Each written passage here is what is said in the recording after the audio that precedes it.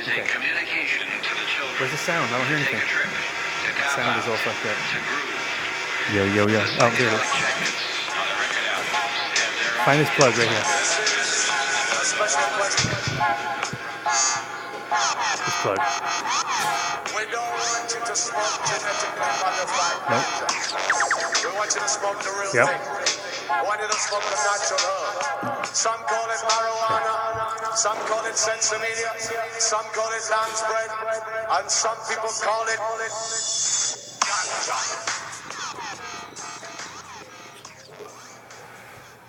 Welcome to the Adam Dunn Show. I am your host, Adam Dunn.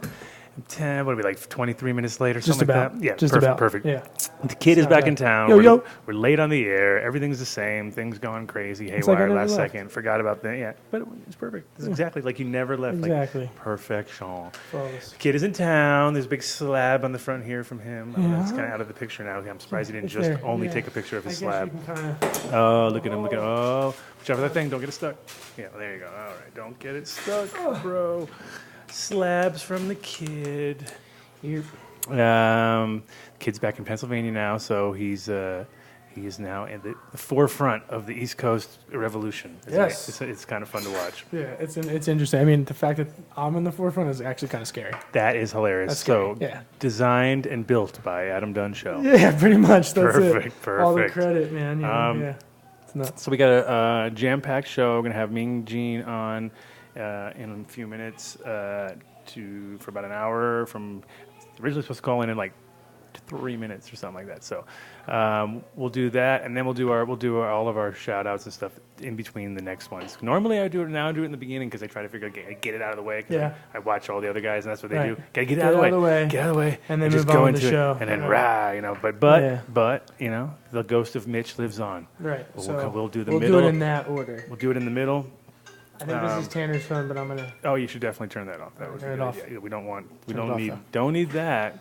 So, okay, Mean Gene is now starting with this. I guess he has a new entity now with Freeborn Seeds, but we're gonna hear all that. Turn that off. You trying to like relive the past? I gotta check and make sure the sound's good. This is what you do. This is how you wrecked it every show. This chair. I know. You might as well It just constantly changes heights on me. It's like a roadside find or something like that. It's one of those deals. And I don't even have to move. It'll just like raise me up, bring me down. But in general, we're going to talk to him, find out what is going on with him. I think he's launching also around the same time as Sage Master Select will be launching Seeds. Around at the Emerald Cup. Sounding good? Yeah? Impressive? You're good? All right. I'm glad you're impressed. If your phone sounds good, then it's amazing. And then in the studio, we're going to have my friends from London Police around 4-ish, maybe 4:30 our time. So get them in the studio. And then we're going to have Trog also on the line. So we're going to do it like Trog Door? Like Trog, the artist from tonight. And if you're anybody who follows any of our Facebook or any of our social media, probably seen the posters. He is physically banned in America, so he's not allowed here.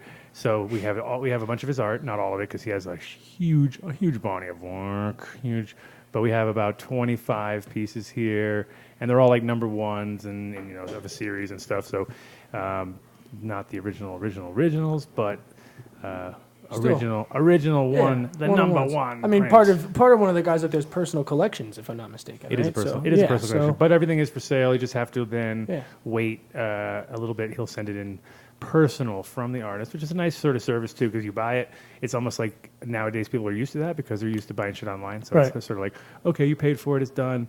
Now just wait around and it'll come around Christmas time because it's coming from Australia too, and everything.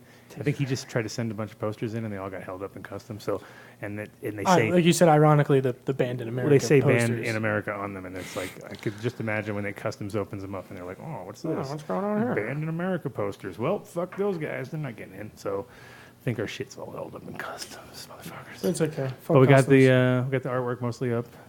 When I'm done with the show, I'm gonna have to go into scramble mode, and I got 45 minutes to an hour to finish it up. But it's the way it usually works. But there, you got some people up there helping out. So I do, but nobody wants to take that leap. You know, that's like the hanging of the art is like the whole fucking tension. People get fucking nervous. So I want to say one thing. I really hate where the fucking camera is, dude. Why? Is it because like. Tell me. It looks like your face flat. is the mic, dude. Like, and it kind of, well, not even the shadows like. We'll But turn it. you know what I change it, mean? know, Like, go yeah, up. that's good. You can go angle it. Look at me. I was say, can I? You can do whatever the little- fuck you want. little plays here? Well, usually what we do is we have it over here a tiny bit, so it's a little off center, and then it kind of goes down into this direction. That's no, definitely not. You want to go this way. You want to go up over there and bring it over there. Remember, we got 2 people coming in, so hopefully we got maybe we have more, but we've definitely got 2. I'll try to get the mic out of my face as much as possible. I don't know if that bothers you as much. But you know what? We've never cared since we've left about anything, so we've just done it. So there's actually been 0. I think we've changed it once. Whatever. Every time it comes out, it's just like, poop, poop, poop, zip it together. And so the guys from the London Police, who I have known for about 21, 22 years, great street artists, and love weed, obviously, and smoke pure, which we love, and there's like very few English guys out there that smoke pure, so very worldly dudes, and like to take care of them every time they're here. And then I was invited, but I doubt he'll show up, of another guy from Miami, and he just arrived into town, so it's kind of like he has a lot to catch up on. No, it's not sideways. We've already gone over this. You like it because of how it looks, but the sound. Look, that's so much better. Look at that. Sound. Look at that. Hold on, like let me see. Let's see how the sound sounds. Sound. Sounds? Sound? It sounds fine. Sound. It sounds good. Up like that. There we go. That's fine. The sound sounds, because then now I can see your face and your lips. So when it goes like this, look, you can't see your mouth moving, so it kind of just looks like you're staring and sound's coming from anywhere. That's what it is. Like, we could have pre-recorded it, and you could just be really fucking sitting here, and I could play the recording. If you ever lose your voice or some shit, we can just do it that way. But for right now, you just want to see what I look like. All right, that's good. Perfect. This chair's about to And shrink. then with Trog, like we were saying before, banned in America. He came here in 2013. Oh, we got a call in. We got Who's a that? Skype coming in. Yeah, come in. Check it out. See who that is. It might be Trog already. Oh, no, it is. It's going to be Mean Gene. Let's see if he's... Yo. You can hear me there? Does that mean Gene? Yeah, I can hear you, man. How am I coming through? Yeah, I'm coming through on my side fine. We're just going to... We got the kid in the controls today, so we have a new person behind the wheels of plastic we have over here. So glad we finally got you on the show for a whole segment instead of just lumping you in with a bunch of other people. But we do have a crazy show, too. We have one of those. The last episode, there was so many interruptions on people calling in, so I can't stop that. We might get interrupted. but besides that... No problem. Besides that, it's good to get you on the show. And so James was telling me, I guess, right out of the gate that you're kind of doing what I'm doing. You're starting maybe some separate entity that's just a sideline, or maybe not a sideline, but just your own project under your own label. Is that correct? Yeah. Freeborn? Is it Freeborn? Freeborn Select. Yeah. And it's funny, too, because I'm doing Sage Master Select. So I was like, I think selecting is now the new terminology people want to be known for, not so much of their, you don't want to, when you say genetics every time, it's sort of like it starts to get tiring, too, because it's like everybody's like, But then when does that term become taken too loosely? Because then again, you have companies like, we won't name drop, but the one that we were talking about earlier, that are they selectors or are they, they're not breeders, but are they selectors, though? Technically. I think we're all. I think the key is the fact that everybody knows your flavor if you have a certain type of thing that you're working around. Like, you know what I mean? And then you are creating a vibe. And so you are a selector, I guess. Sure. You know what I mean? Sure. Now it'll be select. Yeah, man. It's going to be select next. Well, yeah. What was funny was I like to remix a lot of stuff, right? And so originally it was going to get put on a playlist, right, for music. Nice. Because in Jamaica they call it a selector, and it's selections, and exactly. So I did it, and then once I did it, then my buddy did it, and then Bodie came out with Supernatural Selections, and then now you're saying you got Sage Master Selects, and so it's funny. Yeah, no, and then I only heard about it after too, and then I heard also Swami Select, I think too, right? Doesn't Swami Select? Swami Select, yeah. Yeah, Select, and I was like, well, wait a minute, now we're all selected. Yeah, now. it's 100th monkey, dude. It's just natural. Everybody's like, oh, and then I go to a nursery. And I'm looking, and they have such and such. It's called Proven Selections, and it's just ornamentals. It was like pansies or something. Right. And I went, oh, so there's already a nursery industry people using selections. So Exactly. All right. I know. It's weird. Like we're all, but the funny part is like, again, I wasn't really looking around and even trying to bite on anybody's thing. I just was like, oh, one day I'll do my Sage Master Select, and I've been talking about it for a couple of years, you know what I mean? And then all of a sudden when I did it, like it's only the minute I started to make designs and stuff. And even funnier was, I was like, the first round is I'm doing with some Bodhi, some stuff that I got from Bodhi, and I was using mails from that, and I was like, hey, Bodhi, I want to do a little thing with you. I'll do Sage Master Select, my first sort of like person, because then it's like he's so neutral in the world of seeds as far as, you know, everybody's using his things, but everyone gives him credit, and it's kind of like, it's nice to, you know, and I told him I'll just put 25% to it, whatever charity he wants to work with, and we were all working around this idea, and then the funny part was I was like, thinking about a new logo, and I was like, yeah, I'll just make like a mandala or something, you know, and I did this weed mandala thing, and then I was like, looked at Bodhi's, I was like, oh, wait, Bodhi's using a mandala too? I was like, oh, and then I looked around, and like, everybody's using mandalas. I was like, oh, fuck, now I'm even, again, like, haven't just looked at anybody's other shit for a while, you know, I've been so stuck on TH seeds for 20 plus years that I'm just like, never looked outside of hardly looked outside of my box, you know what I mean, a little bit here and there when I knew people personally, but if I didn't know you personally, it was kind of like hard to, you know, just because of all these new names and new people coming in. So, yeah, how did you get involved? Just like history wise, I mean, since we got you now, at the beginning of the show, what was your sort of introduction into this whole game, and like, why are you where you are, pretty much where it is right now? Just kind of keep it simple.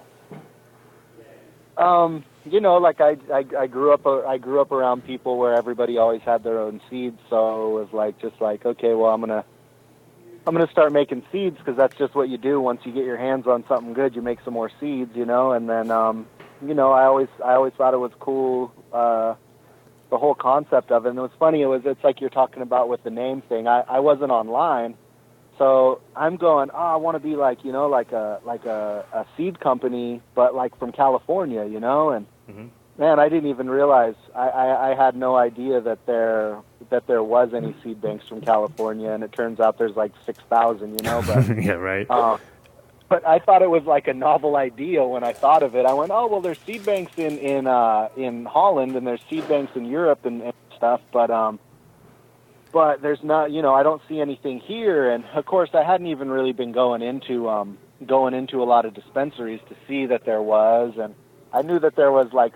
There was a couple U.S. ones after a while. Like I heard about TGA, and I started seeing that. Oh, okay, so there's a couple guys. There's like TGA and Gage Green, and and so it was just funny because I was like, oh yeah, I want to be able to put out seeds because I got all this work that I've done all these years. And, I feel like, you know, people have been doing my stuff forever, and it'd be cool to actually be able to like put it out. And you know, I'm thinking like, oh, I'll just do it like, you know, kind of like covert, and just be able to kind of get them out there, and I'll figure something out, you know. And then, you know, then I checked it out, and it was like, no, I went online, and that was when I saw that, oh, well, shit, there's Aficionado is right where I'm at. And then it turned out that they were right up the block, you know. And so that's why I wound up doing stuff with those guys. And,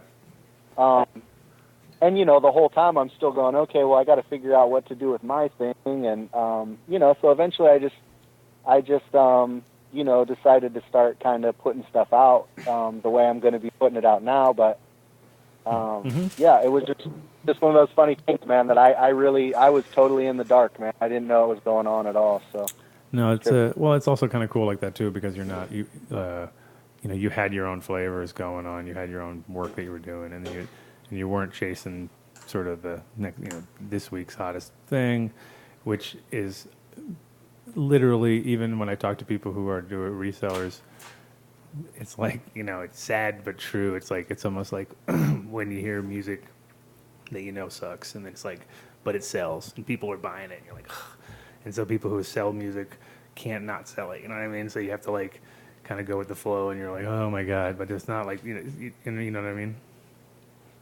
Yeah, well, you know, it's like Joe Dirt said, right? It's not about what you like; it's what the customer likes, you know. Yeah. So whatever the customer. But sometimes, you know, I think at the end of the day, people's tastes are changing so rapidly that if you just hold your ground and keep whatever you like, and just don't chase those other flavors, that it all comes around almost like quicker than you think. Even like if you were into like real sweet stuff 5 years ago, you would be, no one would really want it. They'd be like anything but sweet shit. You know what I mean? And now all of a sudden it's like, it's all berries and it's all lemons. And back then I was like, wait a minute, didn't we like go through this phase like 7 years ago? You know what I mean? It kind of so they come in like little rhythms, and yeah, sure. It's just like style. There's some things that kind of just stay in style. Mm-hmm. I mean, OG's not going to go out of style. It's like they're like Levi's were for the longest time when we were kids. You know what I mean? Before they really sucked, but when they were when they were the go-to brand. Now you get Levi's at Kohl's for like $15 a pair. Yeah, no, they went off. They fell off. Oh, but the first pair of Levi's was made with hemp. That's what they say. But then I tried. It's funny. I sat down at one of these sort of conference things, and it was like the workshop from Levi's, and and then when I asked that question, they're like, "Oh yes, every time everyone says the weed. It was not made out of hemp," and I was like, "Really? Oh no!" They challenged me. Challenged me. Challenge. So the original genetics that you're working with, were they hand downs from like family, or were they like stuff that you just seeked out on your own, or kind of collected along the way? Or how would you do for your start like P1 parental line or whatever, your starter stuff?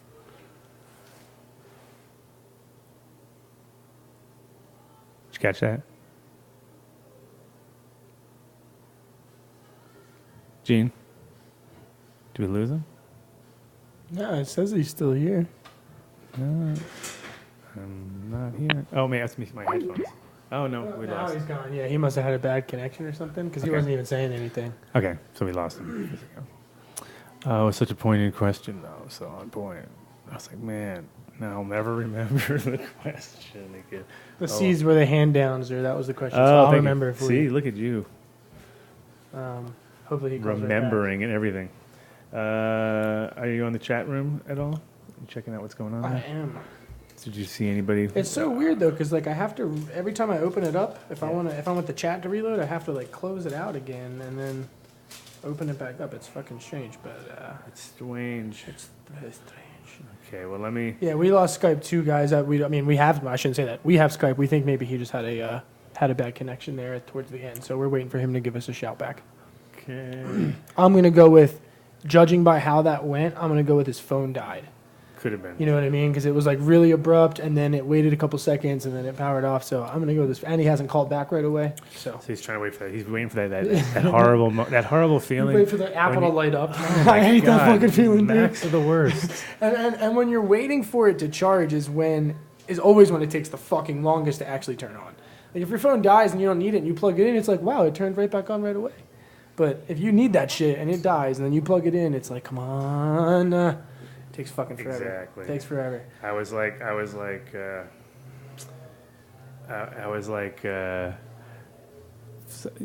the worst is if you have a fucked up charger. You ever have that? Where yes. You know the charger might not work, so you're just sitting there waiting and waiting. And it's just like, are you kidding me? Yep. And then sometimes it won't, and you're just like, at that moment. Yep, there we go. There he is. He's back. That's what I'm saying. Ask him if his phone died. Right? Yeah. And we're back. And I'm back. Yeah, my phone just decided to restart itself at the greatest time. It was a restart? Yeah, because we were like, is it an Apple or it's something else? It's an Android. Oh, see, Android will do that. It'll start up again, and a Mac would have, like we were saying, if it's an iPhone and you let it run out, it takes about that long as you took to just wait for it to fucking turn back on because of the whole charge swag. Okay, well we're back on. Just went down. Yeah. Okay, well no problem. We've had worse.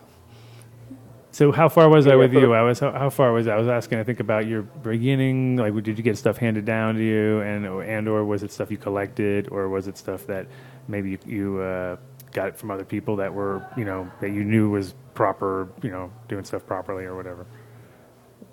Yeah. So it basically like there was a few different waves of genetics I got here and there, and like if I'd come across something that was really stand out, sometimes I'd get some stuff. I realized I was too shy back in the day about asking people for stuff. Like I felt like I'd be stepping on toes because everyone was kind of so secretive and uptight about everything when I started doing stuff. So I wish I would have asked everybody who, when I saw something good, I wish I would have asked for it. But I did ask a few people here and there, and people who I was close with. And so the first stuff that I got really was like, like there was like the family clone basically that we had was an old Northern Lights that came out of seeds that we got in '89, and that was like around the house when I was a kid. And then about '94, my buddy gave me some good Afghani crosses, and then like '96, I was making hash for people, and I'd find seeds of theirs, and we were working for people harvesting and stuff, and there'd be seeds that we'd find, and so just taking stuff from whatever was exceptional, and working it a little bit and crossing stuff together. And then a little further on, then I got like some really good black Afghani and the monkey balls or deep chunk. Nice. Some killer actually back in the day. The monk, what we call sage, which was deep chunk cross sage. That was a killer crop. That's worth remaking. Nice. And and so just a lot of stuff like that. And then like I think it was like '96, I got some White Widow. That was really killer. That found its way into stuff. Early 2000s, I got like something called Candelabra. Like the PK, Hollywood PK cut of OG. Sure. The Hindu Kush clone from up here that was around in this area. And just a lot of things like that. Sour Diesel, I got like 2003 or 2002 or something like that. And Purple Urkel, early 2000, late 2003. A lot of things like that. And then I just, I did stuff with them and kind of mashed them all. And then it's from good there, because the years, stuff. all the years that you kind of were getting what you were getting was like right when those things were pretty close to what they were, as far as like White Widow, maybe it was out at that point for about 3, not more than 2 years, you know what I mean? Like, so it was just kind of like all fresh, and then they were, it was when they were a big thing. Like, okay, this one a cup, here's some seeds of it. My buddies would bring stuff back or whatever, and so like I've tried a lot of like White Widow since, and that '96 was to me it was in the caliber with all the OG and all the stuff that people really love. It was the same with the Sensi Star.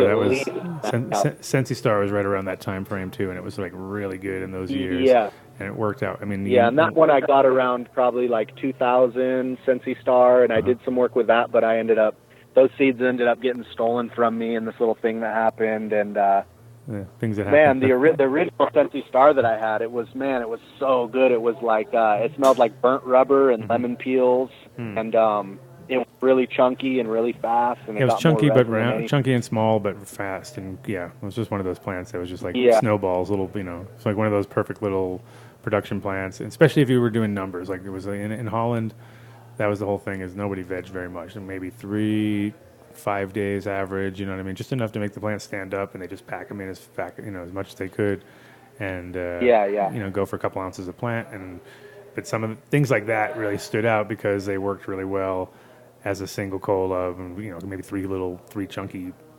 At the end, it becomes 3, or whatever, maybe 2 or 3, but almost no leaf either. To me, it's like a plant that is leafy, is has to be so special at that point. And then nowadays, people don't care because they love to make oil and stuff. But you think about any plant when you're looking at the leaf to bud ratio, it's kind of hugely important. It sounds like almost everything in your repertoire was like real heavy. Kind of, I wouldn't say heavy, but definitely leaning indica side. Because it was mostly outside here, and if anything goes past October here, it's not going to be real practical for anybody, So sure. But then you got some, and you got a little bit of like super silver and things like that in there in the end, or any of the any kind of other European things that kind of like made it through the conditions out there, because that's one of the things is outdoors. It's literally, if it works, it works, and if it doesn't, there's no point. Like the Cali Mist was really good out here. Trying to think of other things. Not a lot of, we had a ton of really nice stuff here, so not a lot of the Amsterdam stuff really panned out here when people would try it. We'd go somebody would go, oh, and I'm going to go buy all this stuff, and they'd bring it back, and it'd be like, yeah, that's just not as good as the stuff we already got, you know? Sure, it wasn't climatized But, enough. Especially if you're bringing it outdoor. I mean, the thing is, like, when you bring stuff from Holland that's never seen the light of day, you know what I mean? It's like just been in indoor or greenhouse situation, it's the entire thing. Then you put it into the outdoors. Sometimes they thrive, but there's, you know, it's also like a 1 in 10 chance that that's going to happen because most of them are just like, holy shit, this is like a real world, you know what I mean? Sure. Yeah. Those ones that I named off, those all performed really well. Sensi Star, Northern Lights, White Widow, Cali Mist. Yeah, Cali Mist was a unique plant, definitely at the time. That was one of my favorites by far, just because effect-wise it was awesome, and growing-wise it was one of those weird plants because it had such giant calyxes. You know what I mean? It's just like one of those kind of science fiction-looking plants. You know what I mean? It was like it doesn't even look like the ones I saw. It was like they had no leaves. You know, it was just like there was leaves, but they were separate from the bud. You know, it's like no leaf near the bud at all, just like little. But they were just such a weird, lumpy, calyxy heavy plant. You know? So now with this new entity that you're putting out, is it going to have you have any kind of partners on it, or are you just this is total solo gig? Yeah, no, just totally solo, man. I mean, I'm sure I'll do some little, you know, collaborative stuff with people here and there, as far as just, you know, giving them something or them giving me something and doing our own stuff, selection of it, and, you know, doing, like you said, you know, doing a split or a split for charity or that. You know. Yeah, exactly. That's exactly what I'm doing too. See, we're on the same tip, dude. I don't know. You've been listening to my phone call. You've been working for Verizon or something. It's like, and then you know, that's a legit way to do stuff. And I've come across quite a few people who said the same thing. They're like, don't give me some money, but go ahead and give some money to something else. You know, like give it to a scholar, whatever. You know. Yeah, exactly. I know. Bodie's got a charity in Oaxaca that he goes to personally, and so he's going to take the cash personally to them. And I was like, all right. And then I looked at the list, and it's like, you know, they need super basic shit, which I was like, all right, this is awesome. And he'll go down and give them money so they can go buy, like, you know, enough stuff to, you know, house and feed a bunch of kids. And then it's also like, you know, for farming gear and stuff like that. So, and if he hands delivered, I told him, you know, he can document the whole thing, which is awesome. And kind of, I think that's the direction that a lot of breeders are going to end up going anyway, just because everyone we know has somebody with a situation, everybody, you know, or just about to, we don't realize it, but it's about to happen. And, you know, not to mention the fucking situations of how you know, America's fucked up right now and all the different, you know, imagine being growing in Florida or growing in Texas or growing in any of these places and all the people that lost their income with that way, you know, and then there's all the, you know, it's pretty nuts right now. Like if you're in the industry, how long, you know, a long time, and then you haven't had like an issue down the way, then I don't think you've been in long enough. If you're in industry long time, that's well, if you're in the industry for a long time, when you're in industry long time, wrong time, very long time in industry. No, but did you ever have any problems along the way? Like as far as legal issues or you know, just ridiculous. You know, I'm really lucky within a lot of aspects, but man, I've had some, you know, I've had plenty of issues going, you know, just where partners and things. You know, what?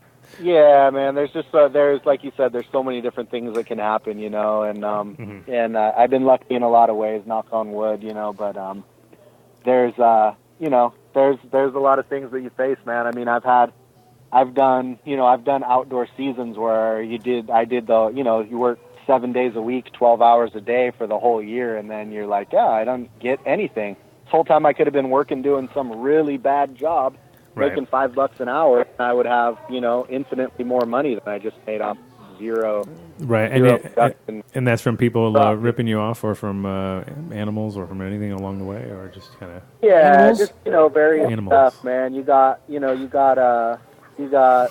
people coming in helicopters. You got, you know, pigs, deer, all that. I mean, for me, the biggest one ever for me was a great year when everything just all got chopped and put in nets, you know, and that was like one of those ones where it was like I was doing all the work for this year, and I was doing all the work for what was going to go on next year. I was doing it all at once, and then all in one day, everything was totally gone, you know. So just like so much hours of labor, and then not only do you lose it, but you also can't do nothing next year because you got no spot anymore, you know. So yeah, no, and that was a long.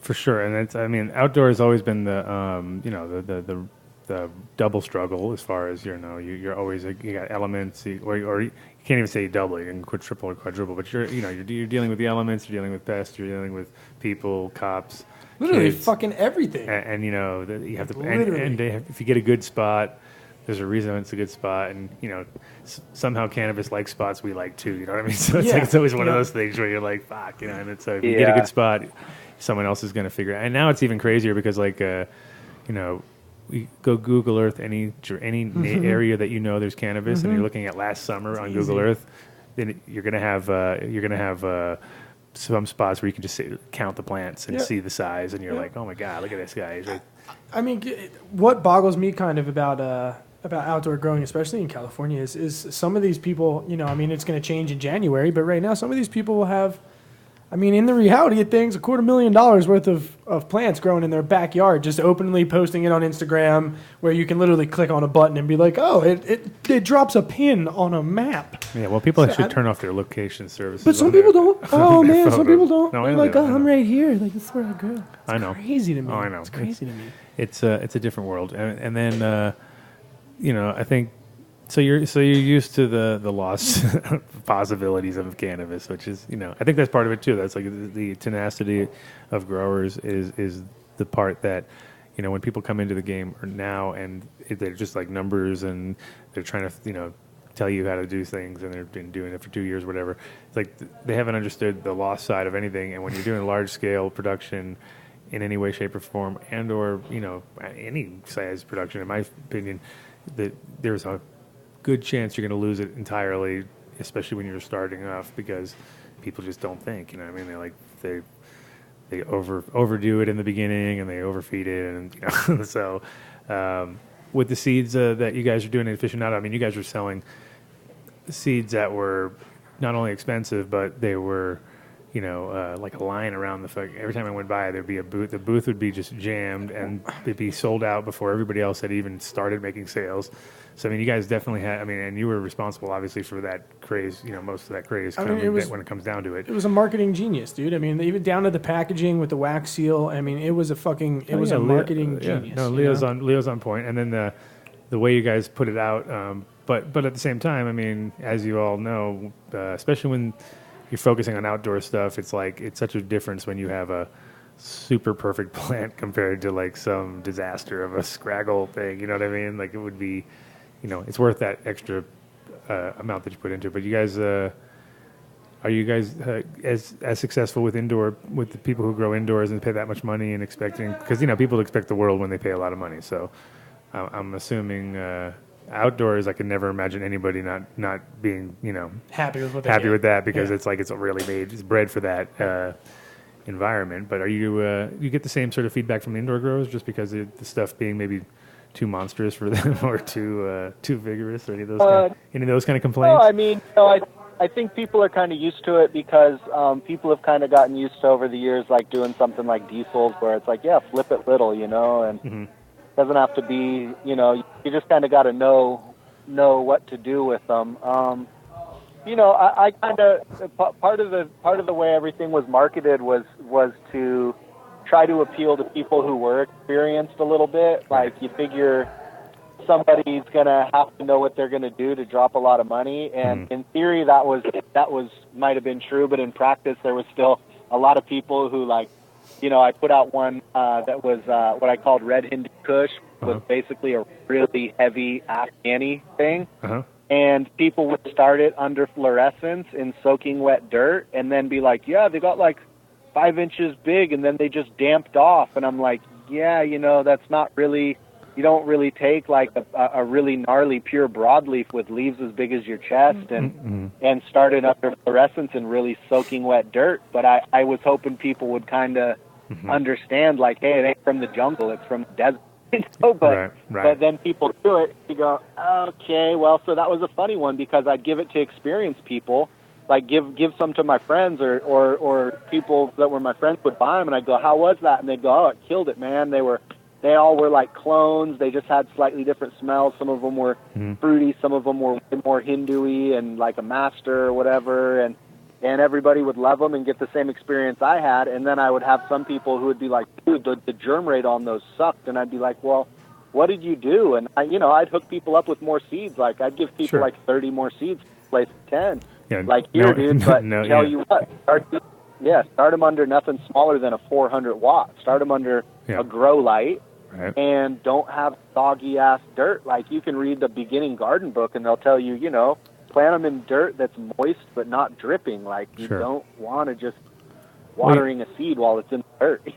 Most people think of it as a tropical plant and they don't understand it's an arid, it's more of a high altitude arid kind of thing, and it thrives in high UV, but it doesn't thrive in super high humidity, and it needs but that's like the classic first overkilling by love situation that most people go through as growers. But for sure. And it's cool. I mean, I always do the same as you. I just give them a bunch more seeds and go keep going, guy. Don't give up now. Get back on that horse. Sure. And I give people the advice. That's why I ask how it, what was it how did you start them? Because this just doesn't make sense to me. And then they tell me, and I go, oh, well, I wouldn't have done that, and my buddies wouldn't have done that. But I got to remember that they have experience and I have experience, and can't just, But I didn't think people were going to go to a club and drop a $300 donation for 10 seeds and they've never grown any seeds. Like, if you're a beginner, go buy those $50 and $60 seed packs, and they're fucking killer too. There's a lot of good stuff out. Like, it wasn't even so much that I was saying, hey, these are better than anything else. It was just, hey, they're super limited. Yeah. I want people that are experienced to get them. I don't want them in everyone's hand because they are my own personal stuff I use for my own personal projects and stuff. And so it was there was a degree of it that was kind of to scare off the people who weren't going to show them the right kind of attention, And all said and done, like I said, in theory, cool. It seemed practical, but it didn't really, work out that way. So at this point, I don't, I would. There's a couple things that I have that I'd probably put a big tag on to put them out, but for the most part, I'll probably wind up just doing stuff at a real reasonable rate because it doesn't make me feel happy when I know people had a bad experience. Like, that's not why I do it. I do it so people will have a good experience. So it's like, yeah, shit.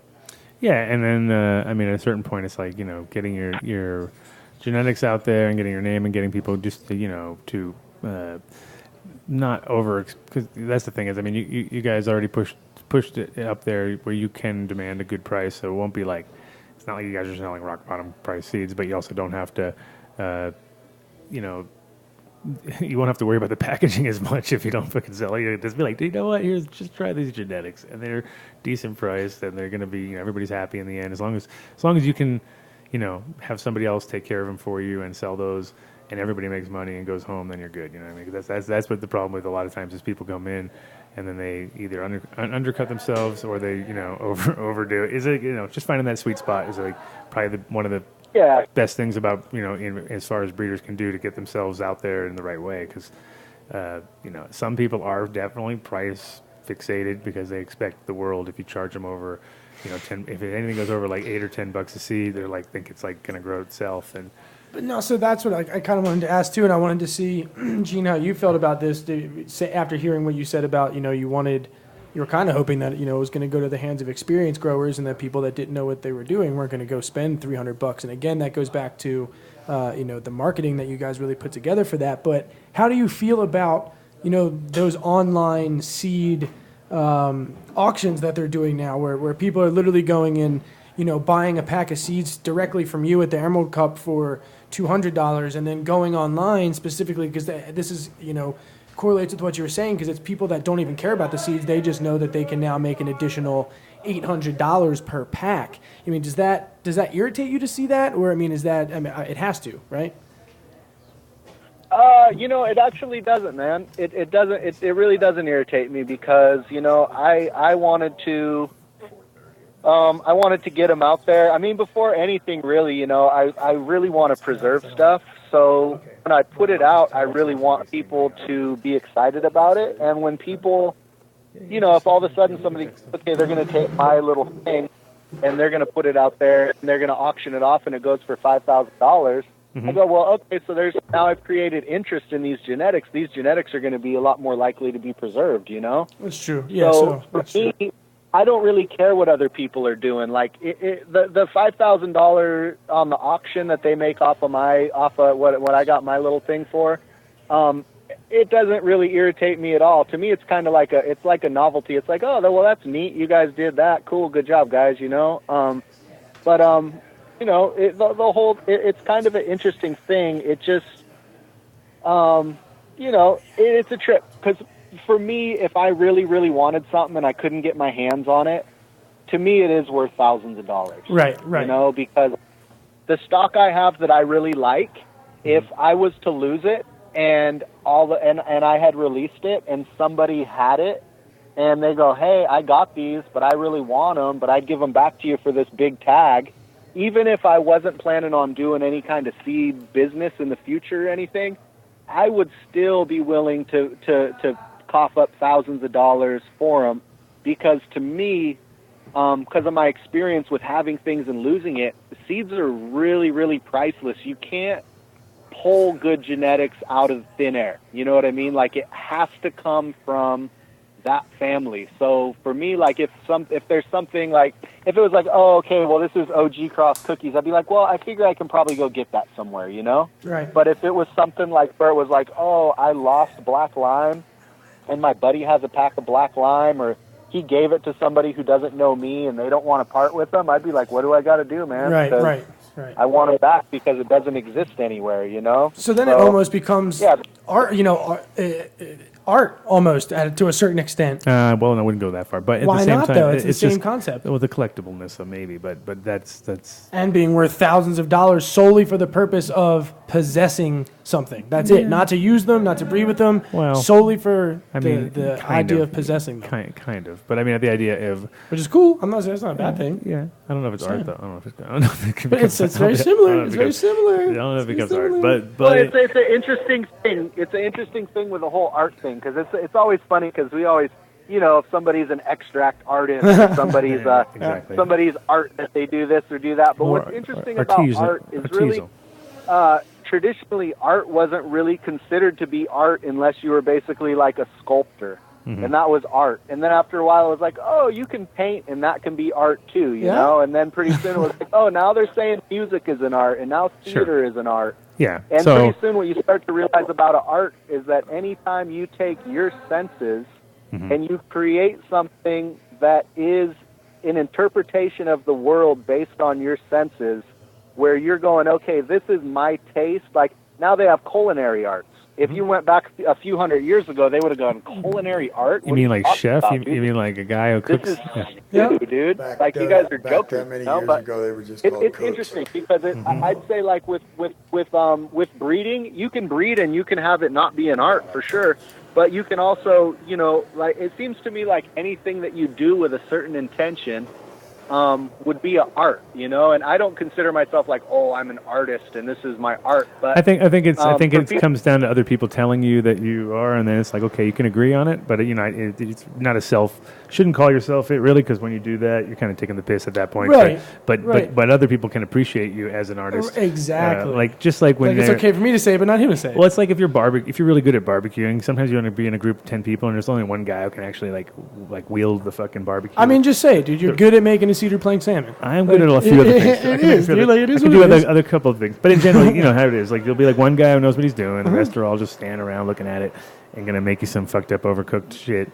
But in general, it's like, and then everyone will look at that guy's a fucking barbecue artist. You know, it's artist, you're like, dude. Not really an artist, bro. Just No. pay attention. And that's the, you know, I was focusing less on the artist and more on the fact that seeds are more now similar to a painting. I got you. Yeah, like a scene. It's almost like the art scene. Yeah, exactly. It's like glass. It's like glass. But then too, that's what's funny too, though, is you got to realize, for people who don't appreciate painting, you know, people will look at somebody who can paint better than the other 10 and the people in the room and go, so fucking what? You think you're a fucking artist because you can paint well? 100%. You know what I mean? It doesn't mean everybody's, you know, it's all in the eye of the beholder at that point. As a breeder, from my perspective, we're going to be like, oh yeah, we're so close to it that we're going to think of it like, dude, it's just this work that I did. And I know like some really good painters and tattoo artists and stuff like that. And if you ask them, they'll go, I just like to do this. It's just something that I like to do, you know? And I think that kind of winds up applying to, you know, like I was saying, like with extract artists or concentrate artists, you know, Sure. we all joke about it, but at the same time you go, yeah, but the difference between somebody who's just making some crap and someone who makes something that's really that's really fine, it's like, and it's sometimes about, and it's literally only it's only going to be it's the attentiveness of that person, you know what I mean? So like, you know, when somebody harvested it in one room, dried it in the other room, you know, and you smoked it in the next room over, that shit's fire because it doesn't get transported all over town. Yeah, it doesn't go through 9 people's hands before it leaves the building. Touched by seven or eight people. Right. And that's why it's always been like, you know, when you're that guy, when you do it all yourself, which a lot of us were the all-in guys, you know, because you didn't really have, you know, so you're making your own hash or you're doing your own thing. So you grew the weed, now you're making the hash. And so in your own, you know, you've watched it every step of the way and, you know, it hasn't really left your eyes. Like, boom, you've done it all. Then you know it always, like, it was almost like whenever you entered contests, I'm sure you had the same feeling too. You'd just be like, not that you'd be all cocky about it, but you'd be like, you know, you knew you had a good chance because it's exactly what you would have done, the way you would have done it, and it just happened to be the right one. And you know, for other people, though, it's like it's kind of hard to get to that point because you have to grow the thing like 100 times, or at least know the plant, or know the mother, or know the father, or you know what I mean, something along the way where you got the guidance down the road. But do you feel like when you were entering those, because I mean, you guys are crushing it, right? You guys were like every single like a 5 of the top 10 or something. What was it? What was it? Because I know like 2 years ago. I mean, I think that the year that I won the Emerald Cup that I took first, I think we had. I think it wasn't all our stuff. I think there was. I think but it was other people growing your things, though, right? It was other people growing your things. Yeah, other people. Which is even better. Stuff. I think it was as many as 7 out of the top 20. Yeah, I knew from all over California. Right, and that's like. And I did, you know, like I did 2 years in a row. I think I did 2 in the top 20. I did like what did I do? I can't remember exactly which year was which, but I did 3rd, 2nd, and 1st consecutively. You know, like in 3 years, I was in the top 3 times.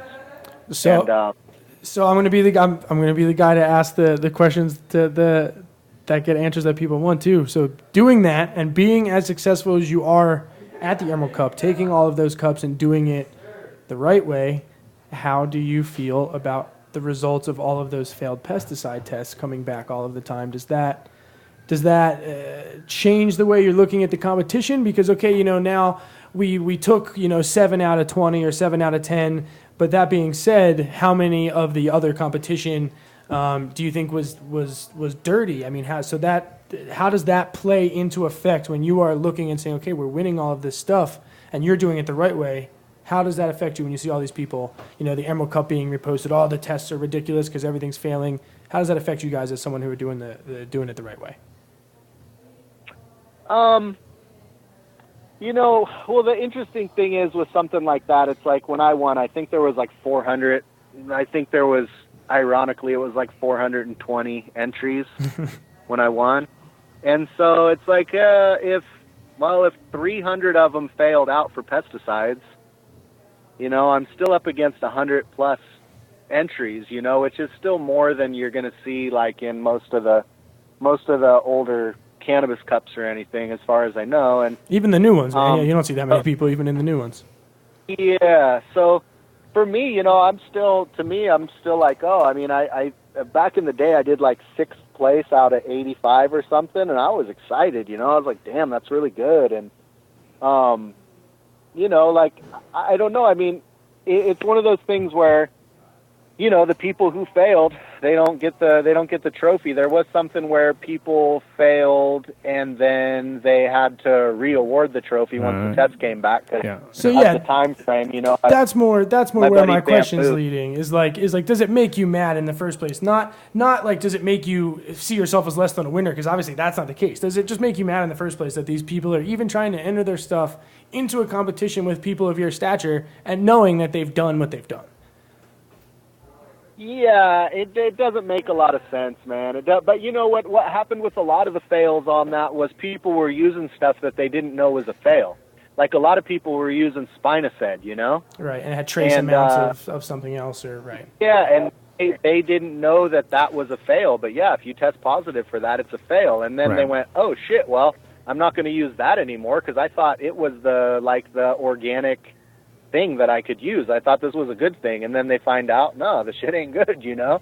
So then a lot of the fails were on that, and then yeah, there were fails on other stuff. And when I see that, you know, I mean, I do kind of just shake my head, like, yeah, I don't really know it, and it's just the same as people who enter something and they muddy up the competition by entering shit that has no chance. It's like, keep that out of here so that people can focus, the judges can focus on stuff that really has a chance. You know, last year I think there was 1,200 entries or something, and I placed one in the top 20, and I was number 20.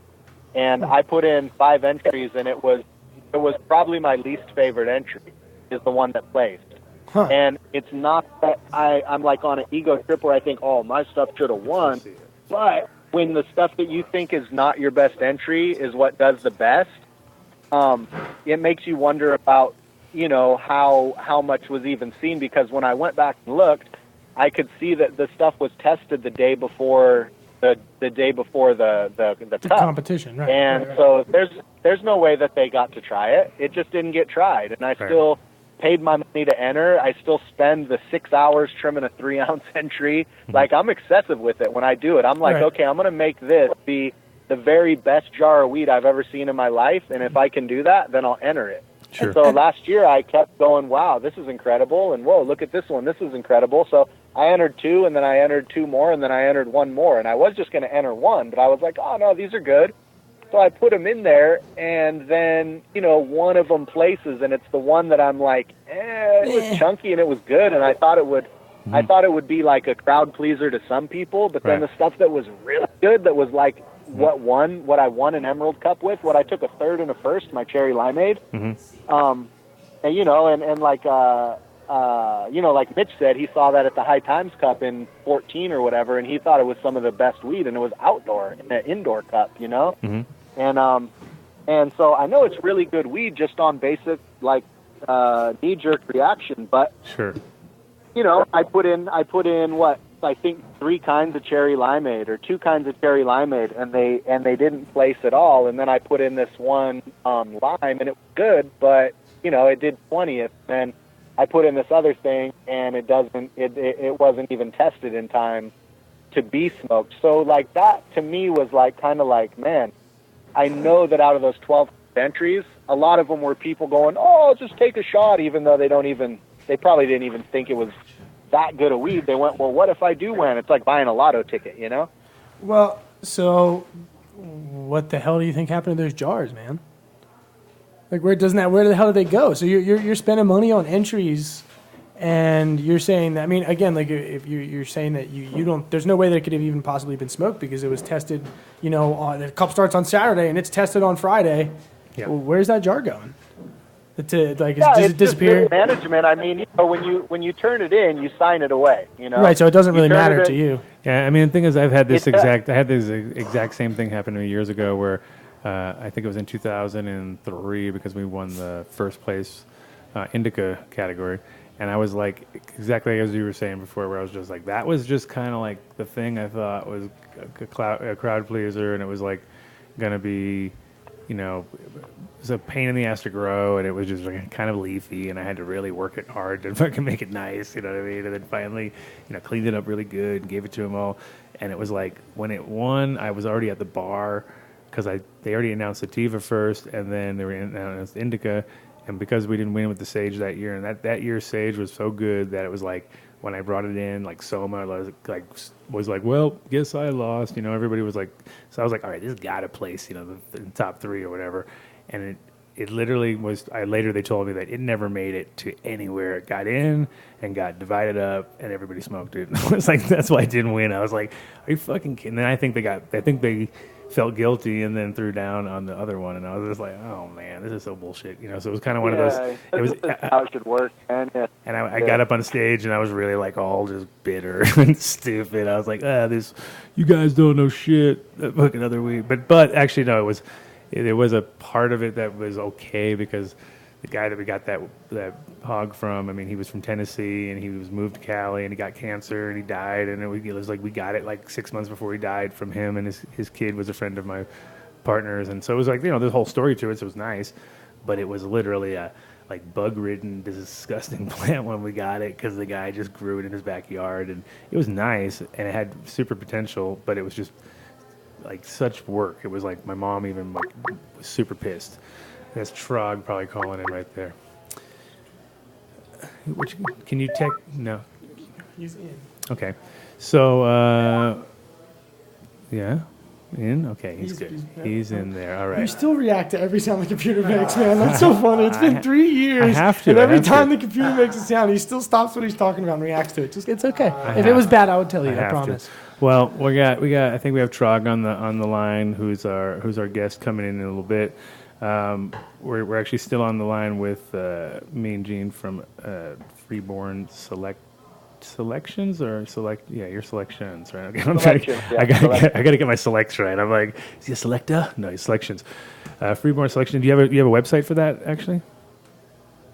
It's not up yet. I have it, but it's not launched yet. Okay. And are you going to be doing around the Emerald Cup? Are you going to be? Oh, it's James Bean, man, on the scene. That's who it is. I hear him now. It's not Trog. He is like Trog though. You look like Trog. And Trog can wait. Trog can wait a little bit until 4:30. I think he knows that already. So I was just thinking that he'd be way early, wouldn't he? Yeah. Oh, James Bean, man, on the scene, 4:20. That's why I didn't even look at my clock. 4:20, man. It's 4:20. Holy shit! And just as we were talking about launching seeds, how convenient. There you go. So, convenient. So are you doing the same as sort of? Are you doing the exact same thing as me again? No, just kidding. Are we doing the same launch time at the Emerald Cup, or is it kind of after that or before that?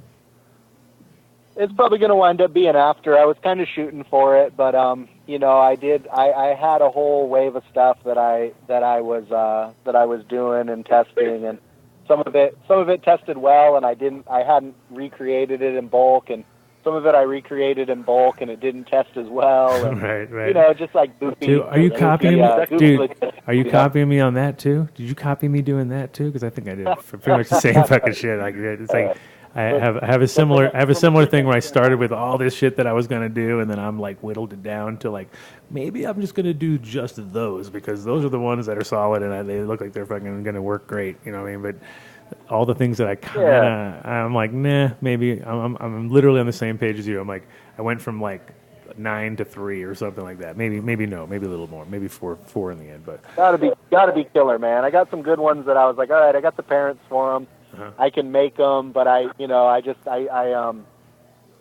banked on the ones that sounded the best to me, that I liked the mom best, and then I'm like, okay, well, these couple, they're not as good, and then these other ones that I thought were going to be just kind of whatever, and I'm like, oh, well, these ones are hitters, but that's just how it kind of goes. What I'll probably do, for the Emerald Cup, I'll probably do a little bit of a little bit of like a pre-release, uh-huh. And because I got people who want stuff from me. They're just like, dude, just give me anything, and I'm like, all right, well, they're banging down my door. Like I don't banging down my door see, yeah. So speaking of banging down the door, what's going on with you and you're moving into your love shack, your new love shack? Where's that? Yeah, Mr. Dean. Don't know yet. Figure that out. Holiday might be heading back to Tahoe. Might be doing that. I went down and checked out Sacramento. It just wasn't for me. I wanted to get close for some of the guys down there. But and you get your money back? Fucking obsolete today. You get your money back in your old place? It feels so better. You get your deposit back? They have 30 days to give it back to me. Whoa, what's that? Turn that off. It's Love Shack, bro. We're not listening to the love. Oh, you're getting all crazy on me now.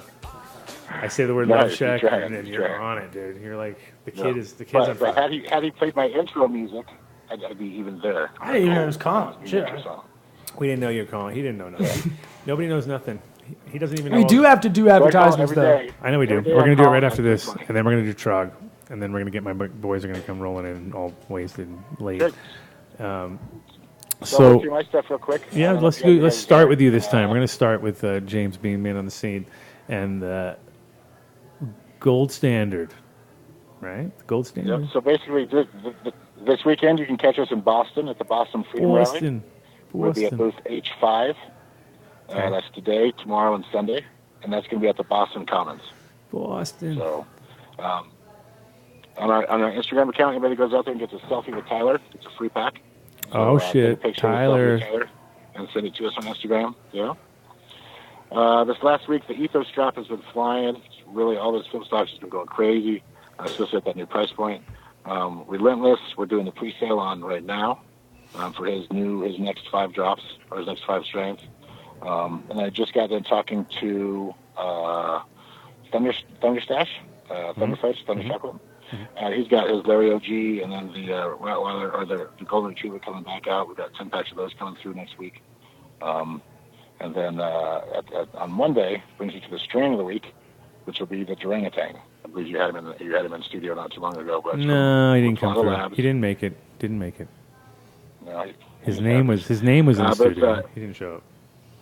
It's his new big thing. It's a Orangutan, so it's the Clementine crossed with the 2014 High Times strain of the top 10 strain, the Durango OG.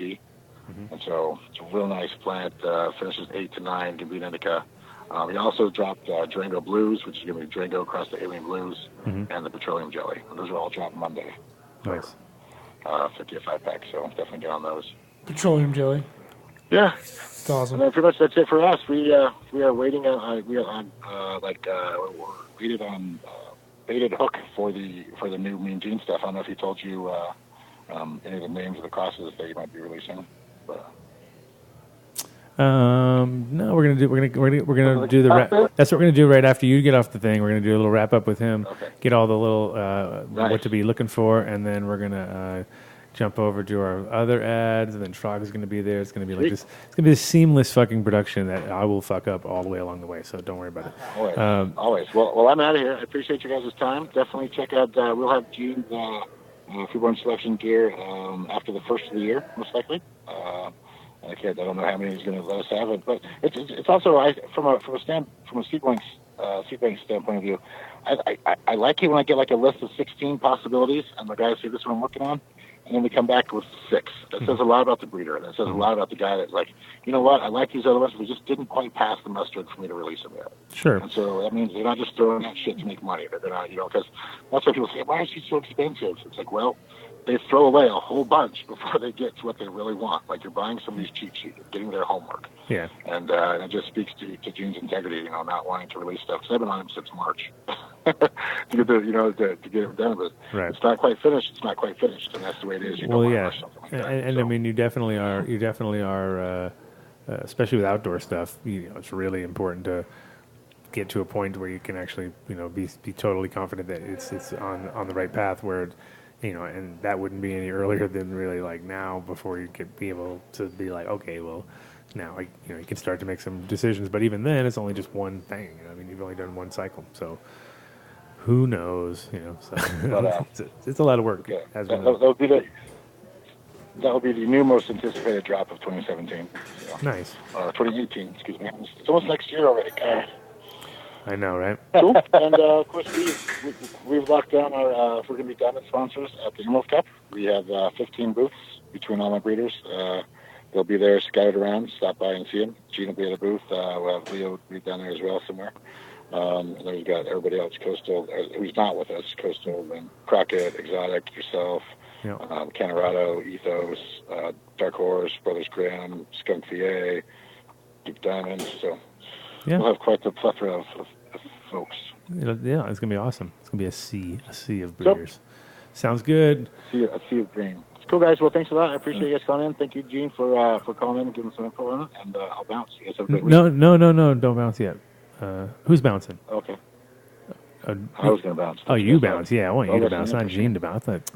You definitely. I'm out of there, so Well, you guys talk about it. All right, good. Sounds good. All right, sweet. So let's do a little wrap up as far as what people have to look out for, what people can look forward to, and like I said, we'll all, I guess, be meeting up at that Emerald Cup, which is going to come up faster than you think. Those months just roll by, especially now, because now we're in that cruise control mode. Now we're in the zone where it's like works right there. It's right there in front of your nose. So yeah, everything's about to go crazy for me here. Oh yeah, I'm going to be busy right on through until then. That's for sure. No days off. So what? Yeah, man. What do people got to look forward to?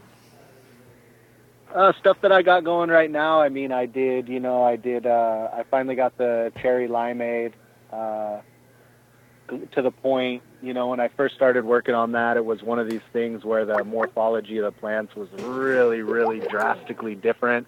You could do 100 seeds and get 15 or 20 plants that would actually grow fast enough to be worth growing, It's like an OGKB thing going on where they're just tiny little mutant dwarfs. And so I finally got it now to the point where I just made, I think probably, I got about 35 real nice females that I like, that all got seeded up and inbred. So all those seeds now are at F5. So they're really consistent. There's kind of there's a bushy type and a tall type. And I'm considering doing some kind of a release of that, either some untested at the Emerald Cup just for outdoor only, because they smacked outdoor, but I haven't seen them grown indoor yet. Sure. And then I got my root beer stuff that I've been working on, which is like a headband, a LA Kush headband, crossed with my PK Hindu Kush Black Affy, and just that name. That crossed. That name caught my attention. I wasn't even looking, and I heard the root beer, and it just made my head pop up. Yeah, for sure. It's nice, dude. Go on my Instagram if you're on it, Mean Gene from Mendocino, and look at the picture I just posted. I posted a night shot off of one of my favorites, and it's like half of the plants are that style, and the rest of them are a little bit more stout. But it's crazy, man. It just spits out buds in all directions, and it's one of those ones where it gets the resin even on the stems of the colas, like from week 2.5, it's already got resin on the whole thing. It grows like finished, mature flowers from the very start, and then it just keeps growing more of them. It's like you could smoke it at like 3 weeks in, and it'd probably knock you down, but it buds for like 10 weeks. It's killer, dude. And then so I'm working on some of those right now. So root beer, cherry limeade. I'm doing a whole bunch of excuse the truck in the background there. I'm working on a whole bunch of black lime right now, and I got a cool thing out of the woods that's a Colombian indica hybrid that smells like straight lemon peels. It's all old school 70s and 80s California genetic. And I did that with some black lime. I did that with some lemon tree bag seeds just for fun. I did it with a couple other things. I got this tangerine skunk I did with a black lime that's like a really orangey male that I found in my black lime. Yeah. And I got the stuff that we use to make the Versailles, which is a Skywalker cross Skywalker, PK Hindu Affy, and those are really there's sour diesel in there too. Those are really just a really good OG that's killer. I just did a bunch of those. I got a whole bunch of stuff that I just did. I got the cherry limeade Agent Orange. I just made a bunch of F2s. So there's a lot of stuff that's not quite ready to get out until I do it 1 or 2 more generations. But I'm gonna start doing a lot of kind of kicking in my stuff, because I got my place. I'm getting all permitted to be able to do some nice depth. So I'll be able to do some light depths, and instead of how I've usually been doing it with a winter run and a full season run, I'll be able to start doing 3 or 4 runs here. So all these things that that are real close to being ready but aren't ready. Like that, another 6 months or another year, and there'll be a lot of stuff I can put out now. Probably some cherry limeade, some root beer, and there's some other stuff too. I got so many things going on right now that it's hard to remember. Some killer, some OG seeds that I have that are some other ones. I call the Sky Cover Kush, Hang Glider Kush, and those are like really fast for OGs, but they're really chunky, really easy to trim, really resilient. They're resistant to the mildew if you're in the outside, all kinds of stuff. And I really dug into the black lime lines to get all these different directions of crazy citruses, where it's not just lime. There's some that are like some grapefruit orange, and they're all really unique. It's like they're orange, but they're not like Agent Orange or Tangy. They're real different things. So that's kind of the stuff that I'm really doing right now. And I should be able to, probably at the Emerald Cup, I'll do probably like, like I said, just kind of like a little soft release with a disclaimer that says to only do them outside or, inside at your own risk, because they're not tested. And then probably by the time we hit, like James said, by the time it hits, January, maybe February, I should be able to have all these ones I made tested out really well indoor, and then be able to go with a full-on release of my favorites out of whatever comes out next. Yeah. Right. Okay. Well, I mean, that's the thing is, it's like James was saying, it's all about, not putting it out till you're actually ready. And it sounds like if you're going to F5, that's, more than most people are doing, which is, especially when you're doing outdoors, and you can kind of narrow it down to. And now, when you're saying like a short and a tall, is that like within the same pack, or is that like something like you have two separate lines that which ones are big and which ones are tall? No. I mean, like I'm talking like outdoor and 100-gallon pots right now. Like the difference between a 7.5 foot and a 9 foot. You know what I mean? Like they're not really drastically different. They're to the point where, they're pretty much all the same. But there's a little bit of variation to the point where if somebody wants to start a pack or two of them, they can go, okay, well, cool, here we got this one that's not so rangy, and here's one, so you can have one for a big pot, one for a small pot or whatever. But when I originally started breeding it, the reason why I've taken it so far, because some stuff will be great at a F3, but these ones at F3, there would be ones where it would be like you'd have a 10-foot and you would have a 2-foot. So now I got it to the point where I got a 7-foot and I got a 9-foot, So they're really nice. It's almost like, the consistency is pretty crazy. There's just one that lets in a little more light, so it ranges out a little more, and there's one that stays a little more squat. But they're definitely, if I was to get them in a pack, I wouldn't say, oh, these are drastically different. Just one's a little squat and one's a little tall. Sure, but sure. They're really consistent. And do the differences between those two kind of stay consistent also, like separately? Like the squat one has a certain flavor profile, or are they the kind of the flavors of the crossover and structure? They've been fairly true on flavors since F2. What I picked out of the F1 kind of really carried through the mom that I used, and so. They've been good that way. I mean, they're basically all high THC, extremely high terpene production, like above 5%, above 20% THC, really resistant to mold and mildew. You hardly have to tie them up. They finish all around the same time. They all get a little purple. They all have a really similar terpene profile. And the only real difference is that there's some of them that are a little bit up and there's some of them that are a little bit out, so to me it's a really good breed. It just has just enough variation that people can pick their favorite, you know what I mean? That's really the only difference is like, some people like a little more sturdy of a bush, and like it'd be better for people who are doing like light depths. They might want the one that's more squat, and someone who's growing in 200 or 300 gallon pots, they might want the one that's a little taller, a little more stretch. Cool. And so website's going to be up pretty soon, and you're going to obviously be carrying it through James at Seeds Are Now, so that'll be awesome because then it gets handled. Right? And you can get seeds here fucking now. You can get seeds here fucking now. Are we have? Is that? I'm going to say for the third time. I can't answer his because for whatever reason it says answering this call will put you active call on hold. Okay. And I don't want to put our active call on hold. Okay, so we're going to have to do that for some reason. Trevor anyway. Rogan. Oh, he hung up again. Okay, Trevor's going to, he'll come back in a sec. So there's also somebody else on the line right now. Oh, yeah, who's on the line? We got a fish. We got a...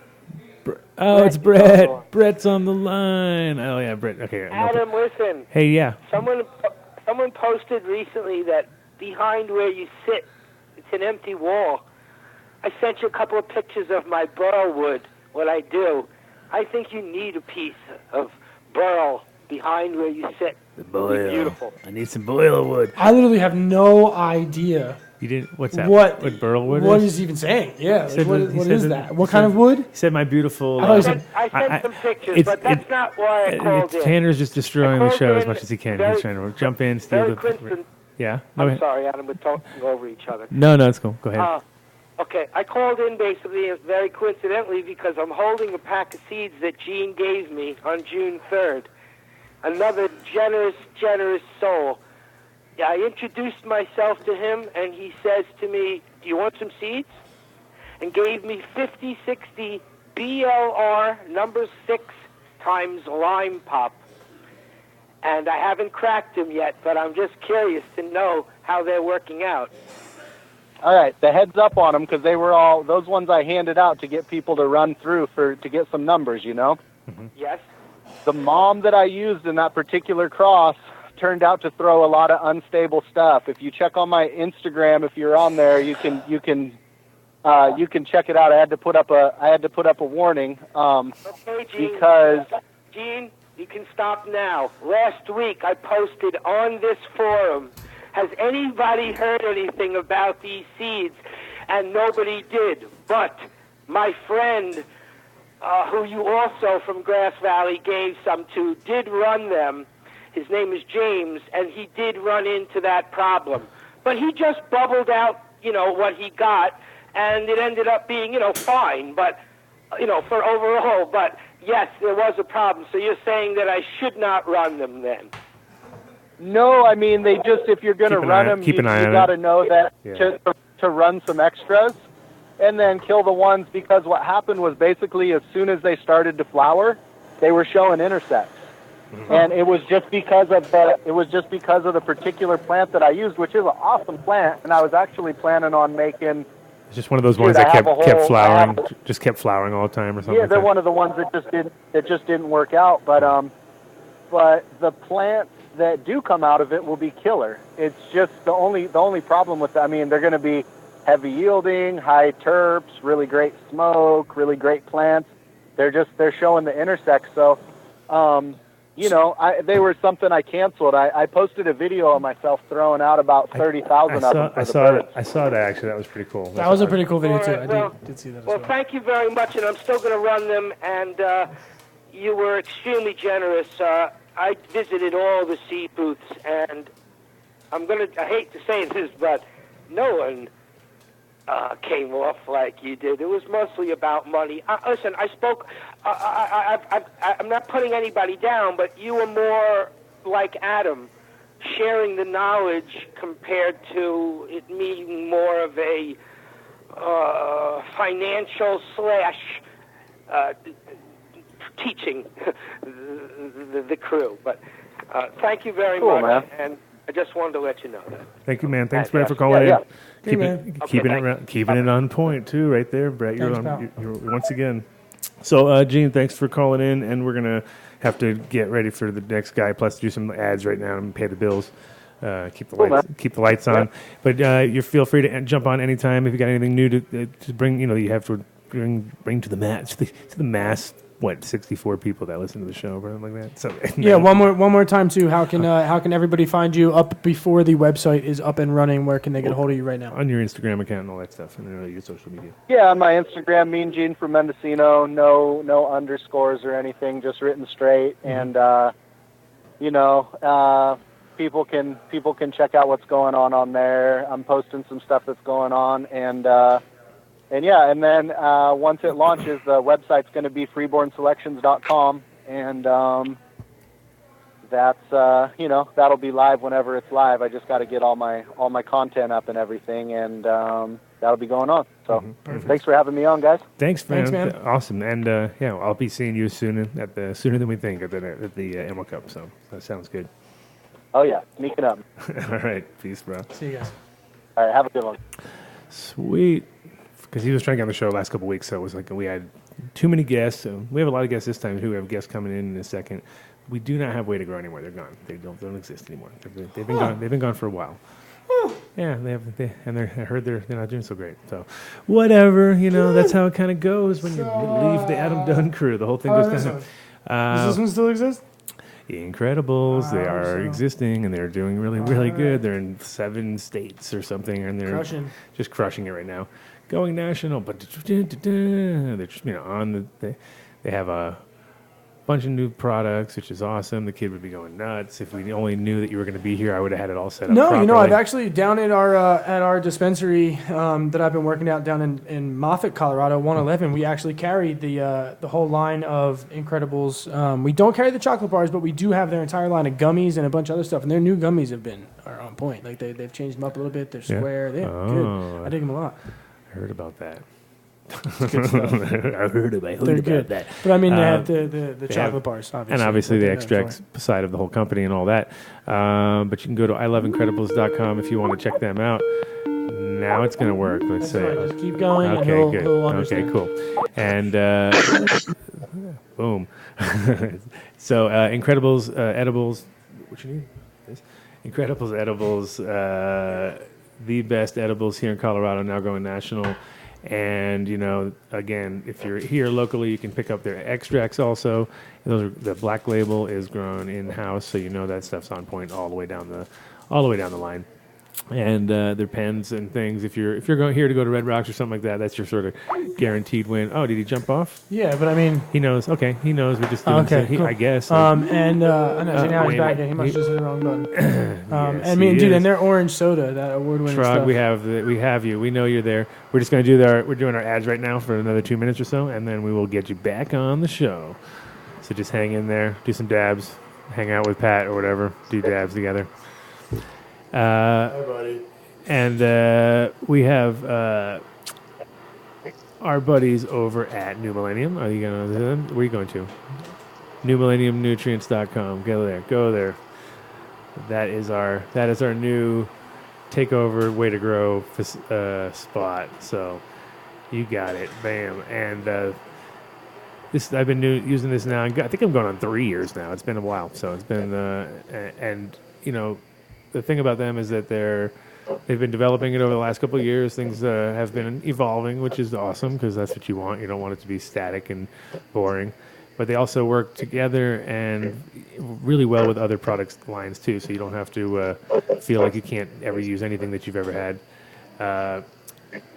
So it makes it easy to kind of bring into your fold. Like for instance, they use Bud Swell, which I love and I've always used. So the fact that they actually kind of encourage you to use it in their Pro Formula sort of setup, I was like, okay, good. This is exactly where I'm already feeling because you got some nice products that we already were familiar with that worked and just were real simple. And that's kind of where these are simple. Their fulvic, for instance, has 9 sources of fulvic. Can't say it. Yeah. Can't say it. The bottle can't say it. You can't say it. I know. There's 9 sources of this can't say it stuff in there. Okay, there's 9 sources of the can't say it. That's why it's called fulvic. Or You make it look like a curse word on the bottle is pretty much what we're saying. Oh, you don't know what it says, but it does. It's all fancy. It's fucking fulvic, though. Yeah. 9 sources of not 9. Not 8, not fucking 10. 9. 9 sources. You can go to newmillenniumnutrients.com, check them out, and see if they have a shop near you. And I swear this website's coming together. It says August. We're now getting August close. 2017. It's almost October. Oh, man. You know how those things go. Yes, sir, Bob. Build a Soil. Our boys. Jeremy's just crushing it. We had him on the show a couple weeks ago. The kid wasn't listening, so he didn't fall asleep. I actually do listen every now and then. Do you? Occasionally. Oh, I'm sorry. I feel touched. Occasionally. And I honestly only listen to make sure that it sounds good, and then I probably usually turn it off. And it does sound good, right? It's been sounding It's really been good. sounding good. All about being fucking you wait. I'm going to back up so I don't scream because I can do that now. You wait till I leave to get all the new fucking equipment, dude. I know. Well, I had to. It was like forced. That's okay. It works out. It's all for the bigger picture here. So continue. Build a soil crushing. Buildasoil.com. These guys are the, the source if you want any kind of living organic product and or IPM or product or any just kind of guidance. If you need like 30,000 bags of fucking pre-mixed soil, these are the guys to call. If you need like 100 of them, 300 of them, whatever you need. Or one. Yeah, you know what I mean? Like they do small to big. No man, job everything in too between. small, no job too Exactly, big. One man. is okay, I guess. But I mean, you should buy 100. I wouldn't drive off. I wouldn't. You're a gardener in the closet if you're only getting one bag. But you can fly. But you can fly. Well, the thing is, it's crazy too because he's shipping shit all over the place, and when you start shipping soil, it's kind of nuts. So. Oh man, weight wise, it's all you pay for. Me and Trog's experiencing that from Australia. Yeah. Oh, I bet. Buildasoil.com, and it's 855-877-SOIL if you want to give them a call, like the old-fashioned way with the phone, and just talk to somebody, which will probably be Jeremy at the right time of day. He'll just talk to you straight. Buildasoil.com. And you can check them out on Instagram and all that good stuff too. Of course. I just figure people know that. Of course. Everybody robots. does Instagram nowadays, right? Instagram. We can do this. And our buddy, we have two new sponsors. Two new sponsors. We have one which is any of these on the desktop? Can you see nothing on the? Did he leave anything on the desktop? So he left some images on the desktop, but they're not as just sit there for a sec. Yeah. They're not as appealing. Decompress. And these are old. I do the ads. These are old. And then those are old. Okay, I'm These just are really checking. old, man. I'm just checking. Nothing's been updated. Nothing's been updated since I So left. go to growlifeinc.com and see if that's popping up. I think that is the we came up to the conclusion because there's so many grow lives out there. Didn't he say that was a landing page? Oh yeah, and then there was another one. I know. This is a landing page. I can't remember the last one. I can't remember, but let's go. Right here? Let's go to the landing page. This is our new sponsors. These guys are yes. This is it. I can show it. It's not a different company. We're not giving whoever this fucking company is. No, that is them. It's the same company. It's just a different page that you actually wanted, but now it's visible to the world. It is visible to the world. Well, anyway, these guys, and we'll figure out, and I'll announce later what the actual site is. But in general, these guys are. Wait, hold on. I'm still really fucking confused. How is this not the actual site? If we're on the Grow Life has numerous companies. Right, so this is This is like just their one of head their company, pages. not one of their DBAs. And there's another one which actually shows a little bit more of the products. Really they do. And we're gonna have them on the show. I think we're actually having them on next week. So next week we're gonna have them here. You're not gonna be here. No, I'm not. You won't be listening to the show. I'll actually this time next week I'll be partying because it's the day of my wedding. Oh, Congratulations. Thank you. So I'm going to be fucking shit canned by this time next week. What time is it? Congratulations. At least you ain't shit-faced, right? Yeah, it's going to be about 7 o'clock. I'm going to be fucking high as a kite. Can you put like a head cam on during the I'll show call so we can in. watch the whole thing ourselves? I'll call in during my wedding and you can make fun of me live on air. How's that sound? Of course. Okay. That's good. I mean, I'm not going to do that. No, you Just should. I probably I'll give you will. my Maybe I live- will. You can Maybe get I the will. Adam Dunn Show live stream account and have it on your phone, and then put like a head thing on and just be like, Okay, when right, you do yeah, I it, can broadcast from my phone. Yeah, okay, Yeah. all right, we Get can your make it work. GoPro camera and wear it on your head. on. Yeah. The kid live. That would be awesome. But There hey, you the kid's go. not paying for this ad. All right. Grow Life is. Grow That's Life right. is. Grow Life is, and they are lucky to have the kid in control of the wheels of steel here on the show because he's like really he's learning. Yeah. Yeah. These guys are on point. They can bring you everything. See, this one has a lot of stuff though. They have. Yeah, it So does. it's showing what they Look at all have. See, this. boom, they're showing it. Veg Bloom. I mean, just They just have the Veg everything Bloom from alone. their closet Yeah, that's grower right. I mean, to they're not the sponsoring commercial our grower. show anymore, but they're still good company. I didn't know that either. So I see the things that happen when you don't go through. Oh, you're like, yeah, fuck you. But no, you're the kid. You're not here. You have to. There's no fault. I know I'm not here. Oh, yo, and I'm not here, and apparently I still get talked about. So. We're all cordial and stuff. It was just a shift. There was a shift. There's a shift in the way, in the Okay, direction gotcha. that everybody's going. Anyway, Grow so Life. but they do rep a bunch of different brands, and that's part of the deal is that we're going to have these guys all come through and kind of give out, do some specials, and you know the deal. Great. And who's the second new sponsor? The second new sponsor is our buddy who you do know, which is Ron Wallace with his Ron Wallace formula. I have to look that one up. You can just look up Ron Wallace and then put the letters WOW and see what happens. It'll probably pop up. Bam. Ron Wallace, wow. Look at that. Look at there. There you go. Oh, the Mr. Pumpkin. Fucking A-right, I know. He is now. He's gonna be on the show next month. Yeah. Obviously. Every week we're gonna do a little sign special. But he should have made it WOW dates. I just want to say. Wow He dates. should have made it WOW dates because it's why the fuck not. But anyway. Okay, I would do that continue. too. Here we are. I would always save what letters. Wallace Organic Wonder. Wallace Organic Wonders, and he is in the process now of growing right now is the peak time of the year. It's like 50 pounds a day. Look at that fucking pumpkin, dude. Those things are growing. Like, look at that Like fucking 45 pumpkin. to 65 pounds a day. Yeah, every single day. Jesus. Imagine what that can do to your flowers. And you can buy his seeds, right? He has very specific seeds. Oh, of course. That Well, you're able to purchase. he had 2 years ago. He had the world record. Last year it was. I think his dad beat him. And they didn't get the record, but his dad did beat him. It was like one of the. I don't know. Maybe his dad even got the record. Well, we'll find out when he's on the show again. But it's been like a challenge. And Look the at thing is, size of those Europe's all about like they're building greenhouses around their deals, and they're like competing. So it's kind of like the weed game where you have Aryan and all those guys, like with the real expensive fucking setups, and then little Americans. It's over just there a shame trying- because those pumpkins are useless, though. They don't taste good. No one wants to fucking eat them. They get thrown away. That's well, the only shame. They get to go on about it. TV. Show. They get to go on TV. No, but they get to go on TV, but like, And but they get to- they're and they fucking get to- useless. I know, It's they're money put into nothing. Well, you can really. feed animals with them or something, right? Yeah, probably. Yeah, but you're probably right there. So, Something's But it's gonna the happen. product. fuck me. I don't know what I'm talking about. Yeah. And those pumpkin seeds, we already came down to the conclusion, are worth at $500 each sometimes. Well, So- yeah, but they have packs on sale on his website right here for know. what looks to be very affordable prices. I know. Close to, I don't know, the thing's freaking out on me here, but $35 looks like for Wallace Organic Wonder Seeds right How here. many you get?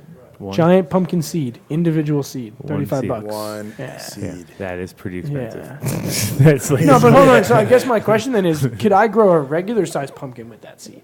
Would it only grow big? giant pumpkin. It'll be a freakishly big normal pumpkin. But what if I What are you just gonna do? Hold it back? Yeah, Like and not feed it? stunt the shit out of Stunt it. it and Go beat out on every it? night and fucking hit it with a cattle prod just to remind it who's boss? That sounds like your typical grow technique. I could see you doing that. I could see you doing You that. can't say that anymore, man. I have a lot riding on people thinking I don't Oh, hit my no. plants with a cattle prod. So Oh, I know. You but I would- do. I mean, it at shows. the Look at size. this. Yeah. Fucking stray hand, dude. All right, don't yell in the mic, pumpkin. dude. I'm People just are saying, driving I'm right saying, now. They're that like, pumpkin is almost as big as the gap in his teeth. Yo. What? In fucking Strahan's teeth? You thought? Come on, Who? Him? Michael My Strahan, Ron? dude. No, Ron? not Ron. Black Fucking one. Michael Strahan. I don't know who that is. You don't know who Michael That big Strahan is? The football player? You serious? I'm not really a football player. He was on I thought if it was the Mike Regis and Tyson Kelly. and you had a gap, I would But say it's not Now he's Regis on the anymore. Today Show. It's not Regis anymore. He replaced me. No. All right. Bullshit. You haven't done anything in a long I haven't time. had to do it. I haven't been around. Now you just sound like you have a cold. That's okay. She reaches with a cold. But the gap in that guy's teeth, Yeah. it's fucking huge. Okay. You could drive a car through it. You could put that pumpkin in. All right, I get it. I Shove got that you. pumpkin up So his Mr. ass. Ron is going to be on the show in a couple weeks, and if you want to get pumpkin seeds, he's the man. And if you want to get nutrients, he's the man. And he's also crossing over into our world, so it's going to be great. Look at this to guy. have him Look at on that board. fucking excited. tomato, man. I know everything he touches What? is huge, so that's why I gave Do him you some think seeds. that's how it works? Do you think he just tons Yeah, it's just like bigger. fucking Alice in Wonderland? It's like style? some people can just do that. Do you think them nutrients will cross over Oh yeah, and, but the and thing explode is, on in the certain, flowers and then yeah. on the plant? well, he's already. I mean, we're going to find out when he's on the show next week. I think. Okay, Or 2 weeks well, from now. In I'm October. interested to know. October, we're That's- going to start with that's him. interesting First, stuff there. every week in October, we're Look going to at have the him on size for of that like pumpkin. 10 minutes, and then we'll have Huge. a big show around Halloween, and you know how it goes. Same as always. Right. Same Any more deal. new sponsors I need to know about? those, Trevor just hung up on us, by the way. those are the two new sponsors. Trey, you mean Brett? I mean, it doesn't say Brett when he calls in. It says Oh, Trey. Trog. Oh, he just. He just hung up again. Okay, well that's cool. He's gonna come back on in a second. I think we have also let's see, boom, boom, boom. No, I think That's all of them, right? I think we have Golden. achieved the nirvana of. You might know, I mean, I know what you mean by Nirvana, but no. Nirvana pretty much fucking topped out. So you don't really want to reach Nirvana, depending on which one you're talking about. All right. Well, anyway, Yes, I so You can call back. Trog can call back whenever he wants. Yes, he can. And jump Well, on I the air. just sent him an email, told him to call back. We're finished with ads. So. Yes, he doesn't have to sit there and waste money, time, Right. energy. Because what time is it in Australia right now? That's right. He's Australian, mate. Yeah, don't even start. Australian. Wait. Foster's, the beer that no one drinks in Australia. Yeah, they do still. It's like Budweiser. Come on, though. Like, it's not like an Australian beer. It's all when I was bullshit. there 25 years ago. 30 years ago. Even there was only like, that's all. There wasn't much choice. He made a comment. And then My uncle's Australian. amazingly, the London police are here. And I'm already in shock. Shock and awe. I'm just giving them. I want them to decompress over there for a sec before they come over here. And we got Trog is going to be on the line. Trog made a mention that the speed was off, so he couldn't be listening, and it wasn't working for him. So he's going to call back. And he just has to talk to us straight there's no radio on. Right. Yeah, he no needs to listen. not I'm going to listen. tell him to turn off his volume. Turn off his volume. exactly. Just talk to us like he's regular. And he doesn't have Right. to know that it's on a That's exactly delay because he'll be fucked. correct. Yeah, he was. It was screwing with it. Oh, I He said, bet. dude, it ain't right. It don't sound right. Well, it takes a long time to get to Australia with sound, It's like, Right. hello. You gotta wait, and then it's like, hello. And I think we have like a 7-second drag or 10-second. I don't know, it's a long time. It's long enough that you could never ever follow it if you were fucking even in a million years if you tried. So, I got Bob. I got the core group from London Police. This would be like a hard to get. You guys are like the hard to get two guys in the same room, anywhere, anytime, ever. So I'm already impressed, and that's why I'm like, wow, these guys, old friends from Amsterdam, here for the Colorado Crush, which is a big graffiti deal going down. A-Hole might swing by. He said we'll see. He's doing the big building just around the corner from you guys. I saw this morning. So it's a pretty cool event. It's like kind of like what was in Miami before the hurricane. I don't know what the fuck is going to go on with that whole thing in Basel. It's going to be like a fucking, I don't know, concentration camp or something set up there. It's going to be all just blown down. Who knows? They'll build it pretty fast, some areas, but a lot of those shops must have got just sunk, you know what I mean? Because they're all, who knows? Well, hopefully not. But we have our own little art Basel going on here, which is around the corner, which is nice to see. So new fresh art going up on the walls. And Trog. You say fresh fart going on the wall? Fresh farts on the wall. Trog calling in from Australia. We're going to be showing his pieces tonight. A good chunk of them, not all of them, because apparently there's like another 100. No, there's another 25 here. And then after next year's hemp, Hollywood Hemp Museum going to have a big art exhibition. There's going to be a lot more.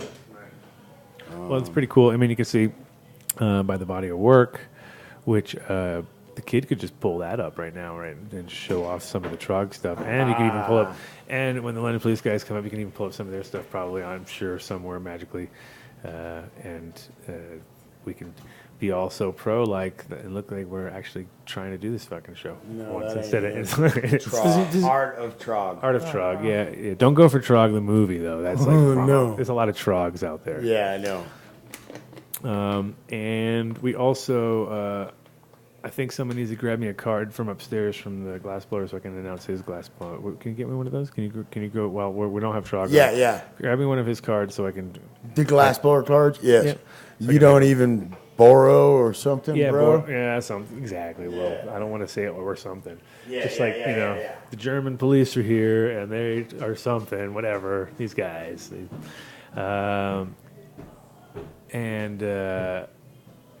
Did you get to any of them? You popped. Bam! You're showing off. Yeah, there you go. You got some. Okay, so and the one right there is us on the left. Going one more. That's us. That's our show tonight. These are the ones that are stuck in customs. Those are the ones. Okay, so Band in America. Band America. Yeah, that's what it sounds like.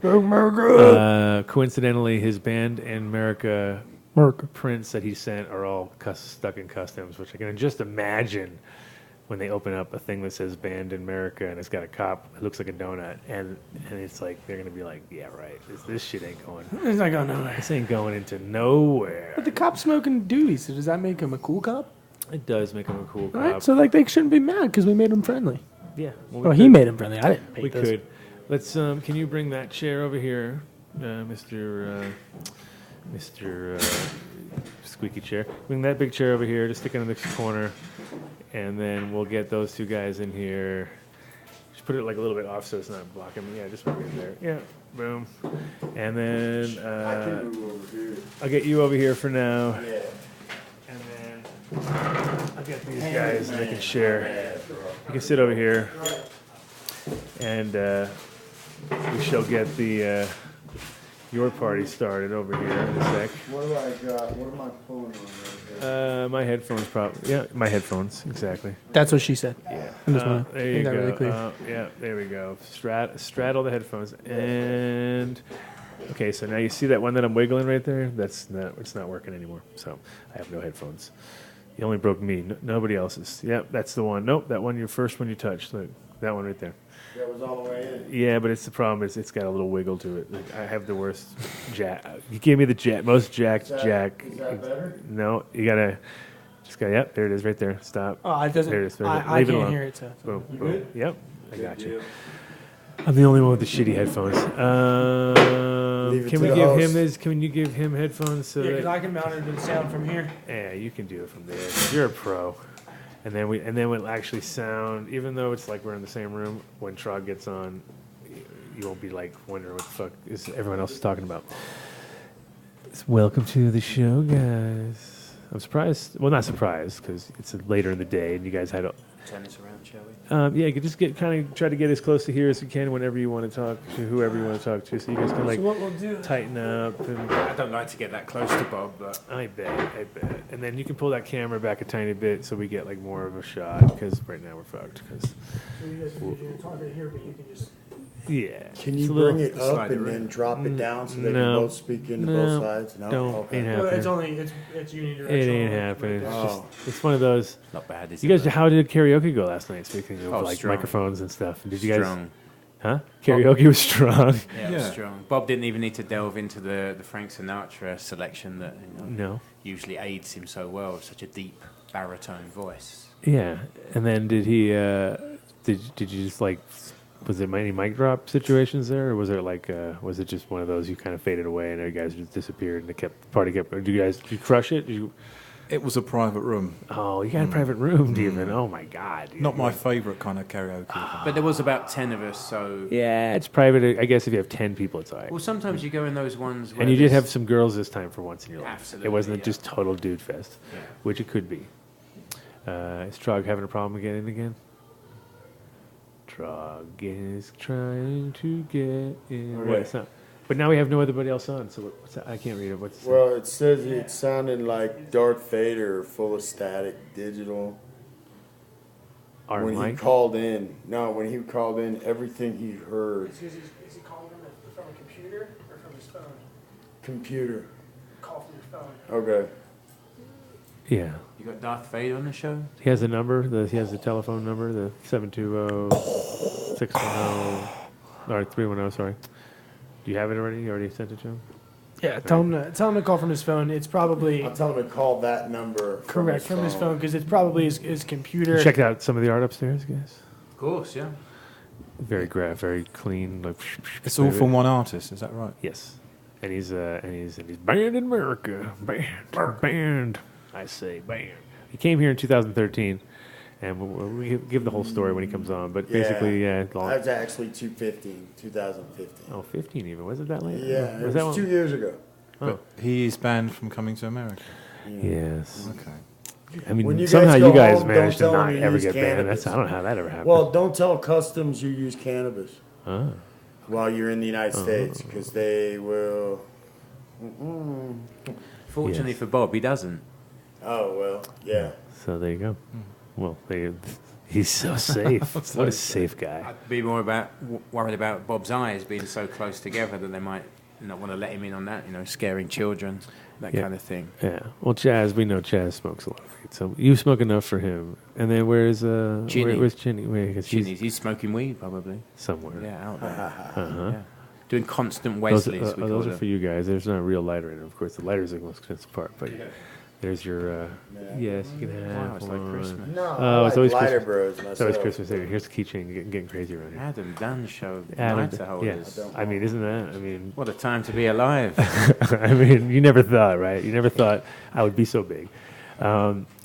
like I was saying before, when you guys came on the show, or when you were sitting there when you first came down, is that we've known each other for you figured 21 years. I think it's maybe even a little longer, but it's definitely in the 20s. And this is when it all gets all faded and figures. But I do remember, like early on because we always had our shop, and that was kind of where, obviously creative types would end up. And you guys rolled in, and I remember, it's kind of funny too because if you think about it now, you're like, we also know. Pretty much, like we're both winging it in every way, shape, and form. Even though we had a shop and everything looked official, we had no idea what we were doing. Winging it. Yeah, we were completely doing. Yeah, everything was just like, don't do it the normal way, do it your way. Like, and that's kind of what was obvious. And so we were like instantly like, oh, you guys, your art is got to be on T-shirts, and we were like wanted to do this T-shirt collab. We did a little collab at one point, and it was cool, but. It wasn't like we had the numbers at that point to make anybody happy. It was like, we made like 20 or something. Yeah, you find with the whole T-shirt business, unless you're doing big numbers, there's no profit there. And actually, it's just for fun.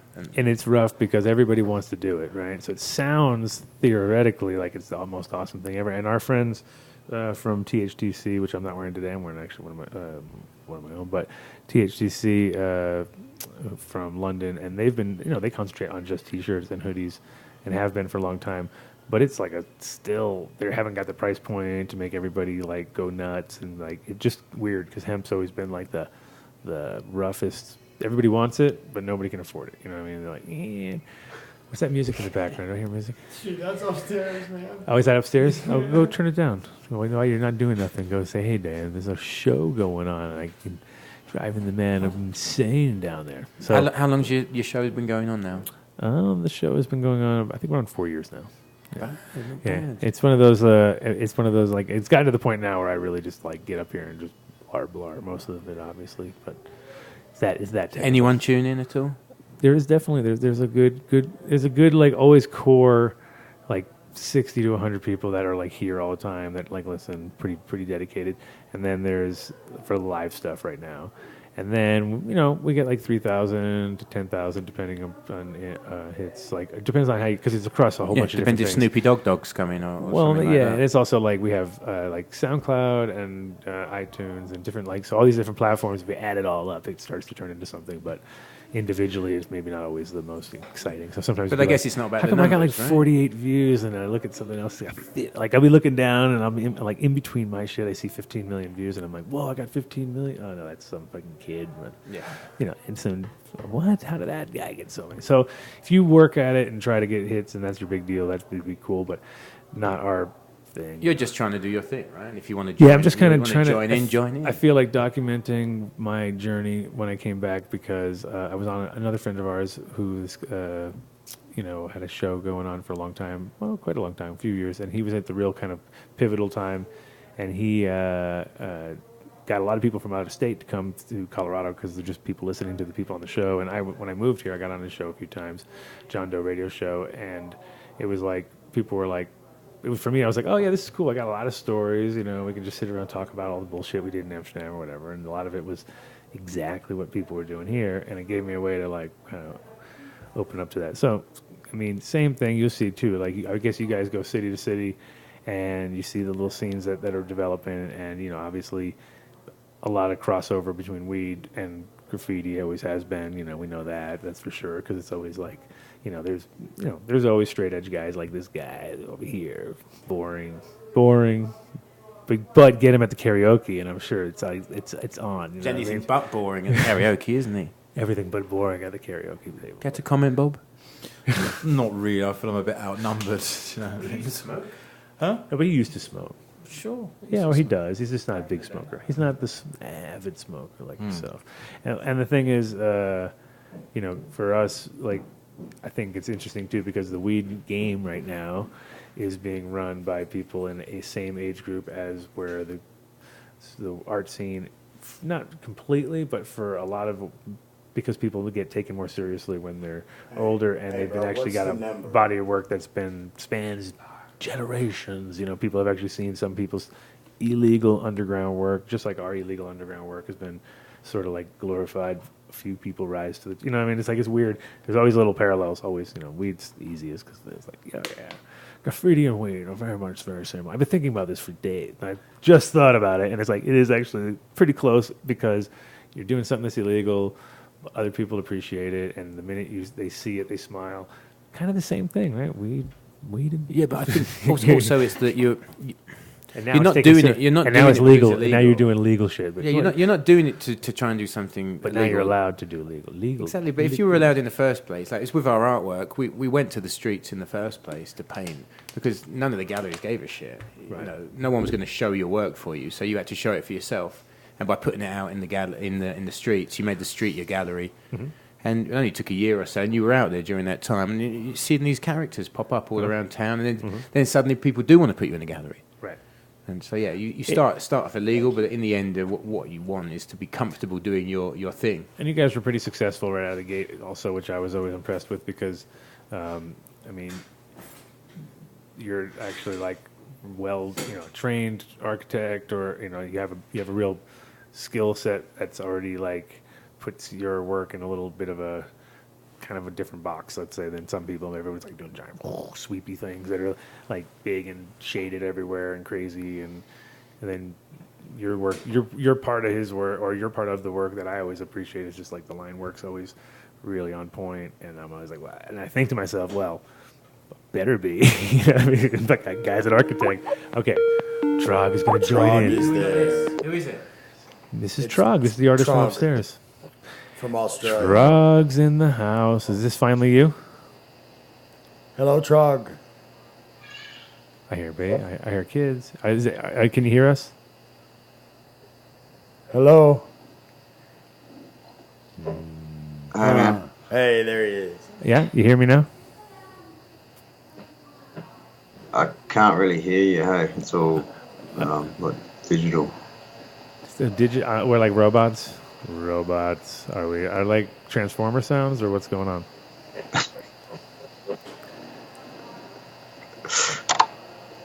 I think it would be. Is this calling from a phone, or is this calling? Yeah, he's calling from his phone. And you're still getting the Transformer sound? That's weird.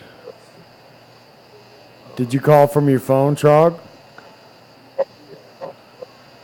Nah, just Skype. Do you want me to call from the phone? Yeah, try from a phone. Try call from a this phone. number from your phone. It might be just something like that, because sometimes that works better. All right, we're gonna get this to work. We're gonna get him on, folks. Promise. We're gonna. Oh, we got cool. We got even more. We got more in the house. You guys can just sit there, grab a drink or whatever for a sec, and then we'll switch it around in a sec. We got a full house of our artists. See, the heavyweights. The heavyweights have arrived. So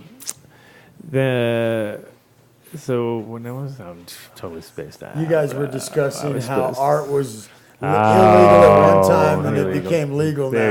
There you go. Yeah. And now you guys are being, flown around the world to represent yourselves. Very nice work. And then I think also the same has happened with cannabis as far as like people who've, in the trenches. Because everyone who goes to Amsterdam always thinks everything's legal, you know what I mean? So it's like, oh, yeah, it's legal. And in a sense, a lot of times, the Belgie, which was where we used to hang out, was one of the few places that literally, like, let us do stuff or let artists go, like, let you guys go nuts and put it together.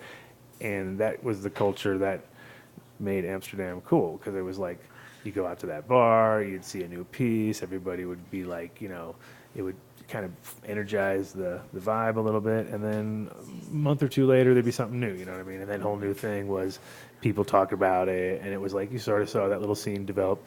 Our friends Marky B and other friends that we knew who were like not even really artists to begin with decided to become artists, you know what I mean? And it was like all of a sudden they're like, now they're doing stuff, and so it was kind of like cool to see the little bubbling stuff. And then over here, when we moved, we had our shop down at the end of that area, and there was nothing down there, and it was still just kind of coming together. And now all of a sudden you see in like 4 years later, it's like it's going off, you know what I mean? And I think in about 4 more years, it's going to be just as busy with graffiti and the street art and things as any of these other places that are trying to capitalize on it, like where our other friend who just arrived, A-Hole Sniffs Glue, who's from Miami, and they take that to to like a level of art, people who were again considered just like one day they were fucking a place up in somebody's opinion, but now that somebody's paying them to come and do their place, and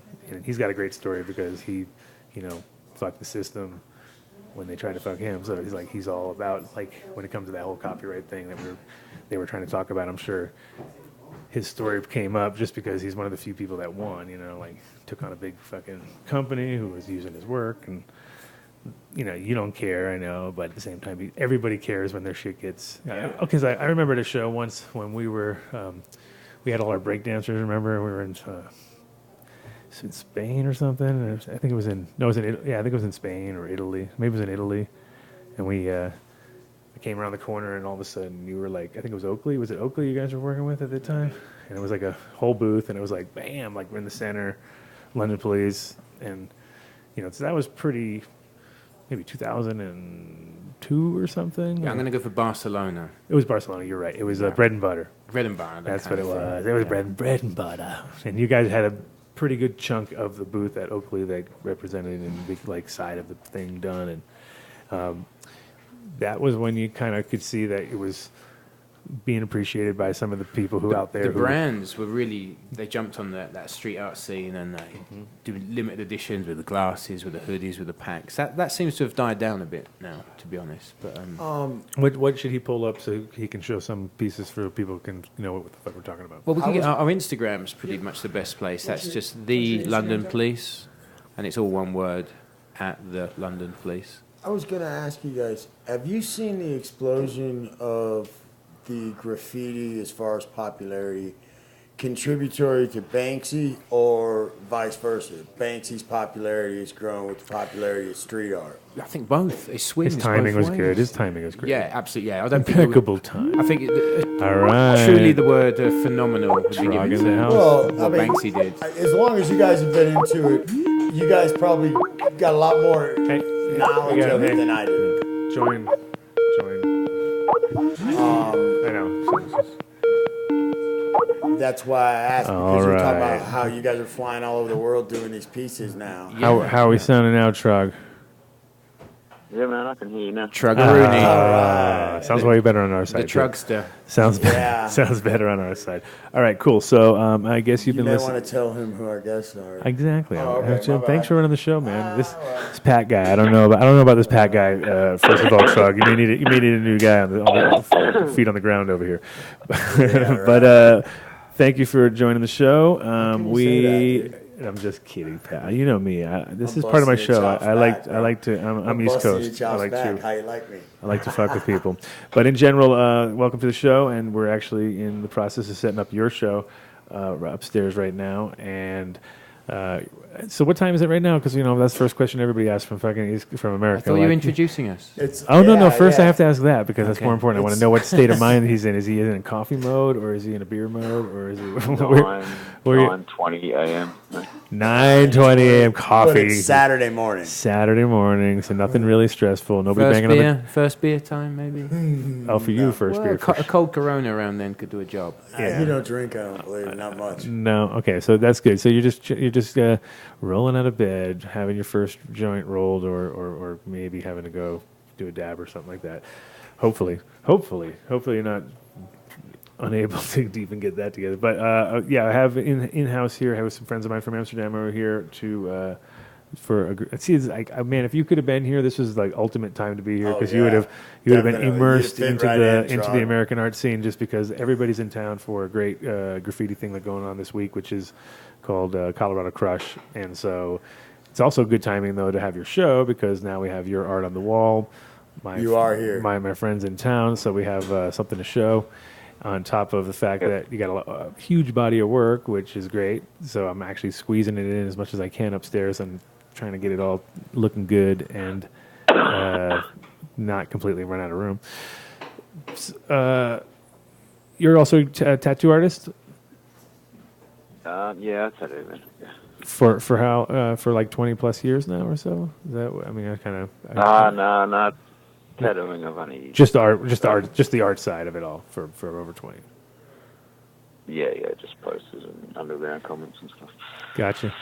Well, I mean, the thing is, it's interesting because your name, even though people like, well, a lot of people when I say that before, when I but say I the don't name know their when I name. say the name, they're like okay, Trog, yeah, I don't know, and then without even having to really like get too far into it, I start to explain, and it's like, because I'm talking to people in the industry or around where your works are being shown around here, and it's like they all know it because it's very distinctive, and obviously right away when I look at it, I think of like the Big Daddy Roth and all the kind of graffiti, like the original sort of hot rod stuff, which is obviously a huge influence, just because the way it's all set up, but you obviously have a really good eye for cannabis related stoner art, which I mean we're all suckers for that, like Arcrum or any of that, like anything that's like kind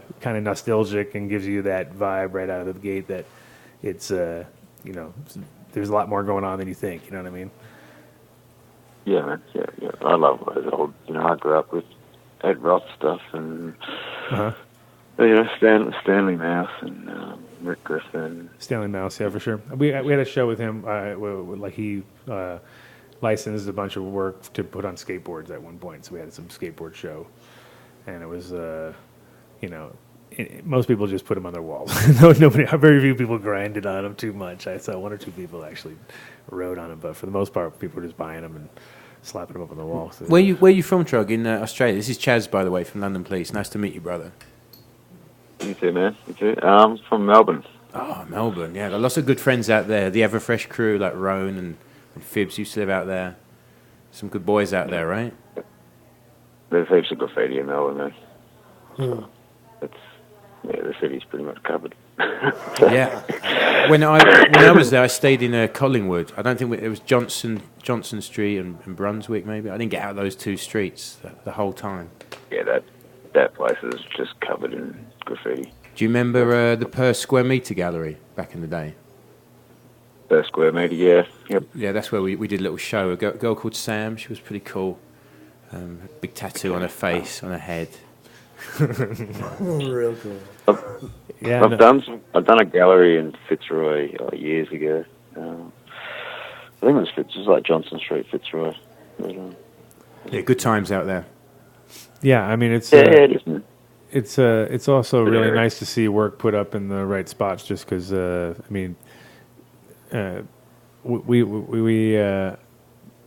guess you were here 2015, right? What are we now? 2017. 2 years? About 2 years ago? Yeah. Tough questions, aren't they? Early in the morning. Oh, I know. It's like exactly. It's like the old Bill Cohen. Where were you? 420 weekend. Because the name of the show, as we already explained to people, was called Banned in America, and I didn't want to tell your story, like just to have you come on and tell the story again. So basically, you were here, and of course you came when we Mother Nature decided to dump a huge blizzard on your show, and the classic all around, Murphy's Law as things roll, especially when you're and that year was funny because I put on a huge event, and it turned into a big mess for me because it went on for days, and it was like I had to spend like probably an extra $10,000 just on like propane to keep everybody fucking warm because it was cold, so cold, and I had to buy all these. Trog had never experienced rent all these heaters and all this shit, and I was just like, oh my god, what am I doing? So you unfortunately came and had that experience as far as getting the show not able to go the way you thought, and then tell us what happened on the way out, because that sounded. Now everybody asks, was that on the American side where you got questioned, or was it on the Australian side? No, I got pulled up in LA. So I'd left Colorado. They're actually looking for someone else, and I've just cruised first. And I suppose the person they were looking for was covered in tattoos, and we got my flight. So they've grabbed me and then interviewed me, and I can't really talk about it because I haven't sorted it out legally yet. But yeah, they interviewed me and interrogated me, whatever you want to call it. And I didn't think much of it. I was just like, they're going to shit, build a whole table with stuff I'd collected. And then, yeah, they let me go, but then I flew back in like a month later. Uh-huh. So they let me go. No, I was coming back, but I just didn't let me come back. Yeah, they didn't pre-warn you not to come back with. So basically, they just put like a mark in your passport saying that you were undesirable at that point or something. Now, What had you done? What had you done, Trog? He'd smoked cannabis here. They asked him, did he use cannabis? That's what you were saying earlier, by actually admitting it. Well, he's not going to admit nothing. He said he can't talk. Yeah, I heard he didn't. Yeah. Did you hear what he said there? I mean, did you?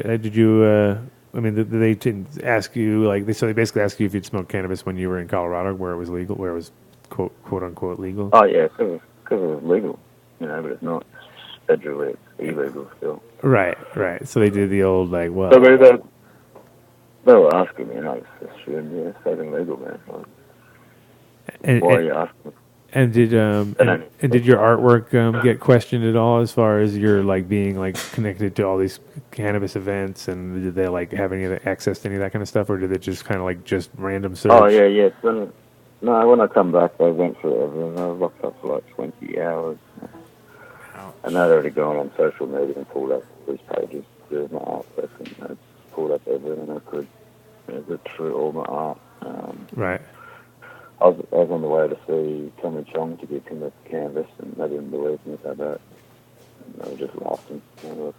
They're asking what all these for, and I said one for Chong. Like, I'm on my way to go meet him and give one to him. And the other guy's laughing, going, I suppose you do stuff for Snoop Dogg as well. I was like, yeah, I do, man. Right. And they locked me back up, and then pretty much put you on a plane back the next day, or what? Well, I don't know. What was the next day? I mean, it was close. I mean, but they made you go all the way back. They didn't. They wouldn't let you go. I didn't have access to anything. They took everything I had. They took my belt. Took all my shoelaces out of my shoes. The old shoelaces. That's the worst. Man. When they do that, it's fucked. You know what I mean? You know it's serious when they take the belt and the shoelaces. There's limited options after that, isn't there? It's like... So I couldn't contact anyone. And what was the deal after when they released you? They basically let you. They made you go back, but did they also? They banned you for 5 years or something, or 10, or something else, or more even? Or I don't know. You don't even know? Into it. I guess you should. I mean, I guess you can find that out. I mean, obviously, you don't want to jump on a plane and try to come back unless you know that ahead of game what the situation is. Do you remember Rob Spacecake from from Amsterdam? Didn't he get on a plane to America the first time and he took acid? And just for a laugh, because he thought it'd be funny on the green card when it said, "Have you ever been involved in terrorist activity?" But yes, I'm coming to blow up the whole of the United States for America. He was tripping balls. And they saw that, and they were like, see ya. They turned him around, put him back. He was still tripping on acid. Oh, man. Flew back to Amsterdam. And because he'd booked 2 weeks off work for holiday, he just decided, okay, well, where shall I go then? He went to Mexico. So he got straight back on another plane. Right. That's funny. Right, negotiated that on the, the exit from the States. Like, actually, can you just send me to Mexico? Right. Yeah. But he didn't do that. Well, no, I think they put him back to Amsterdam. He had decided at that point. Well, unless he was Mexican. If he was Mexican, they would. But he's not. He's Dutch. They're gonna be like, no, you have to go back to you have to go back to the country of origin. I think is the key to words. The fact that his name was Rob Spacecake should tell everybody everything about him. I mean, absolute lunatic. Yes, he was. So Trog, what's your real name? Just so everyone knows, because we just say Trog all the time, and everybody goes, or unless it's a secret. No. He just said it. Who did? You did or I did? I know you did, but I don't listen. I don't listen to you.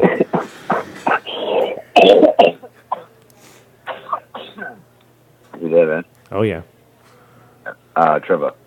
Okay. Trevor Rogan. Trevor Rogan. So okay, and then that movie Trog and all that crap that when you were growing up, did you identify with the name Trog early on, like when you were like preteen, or was it like a name later when you actually kind of thought about it?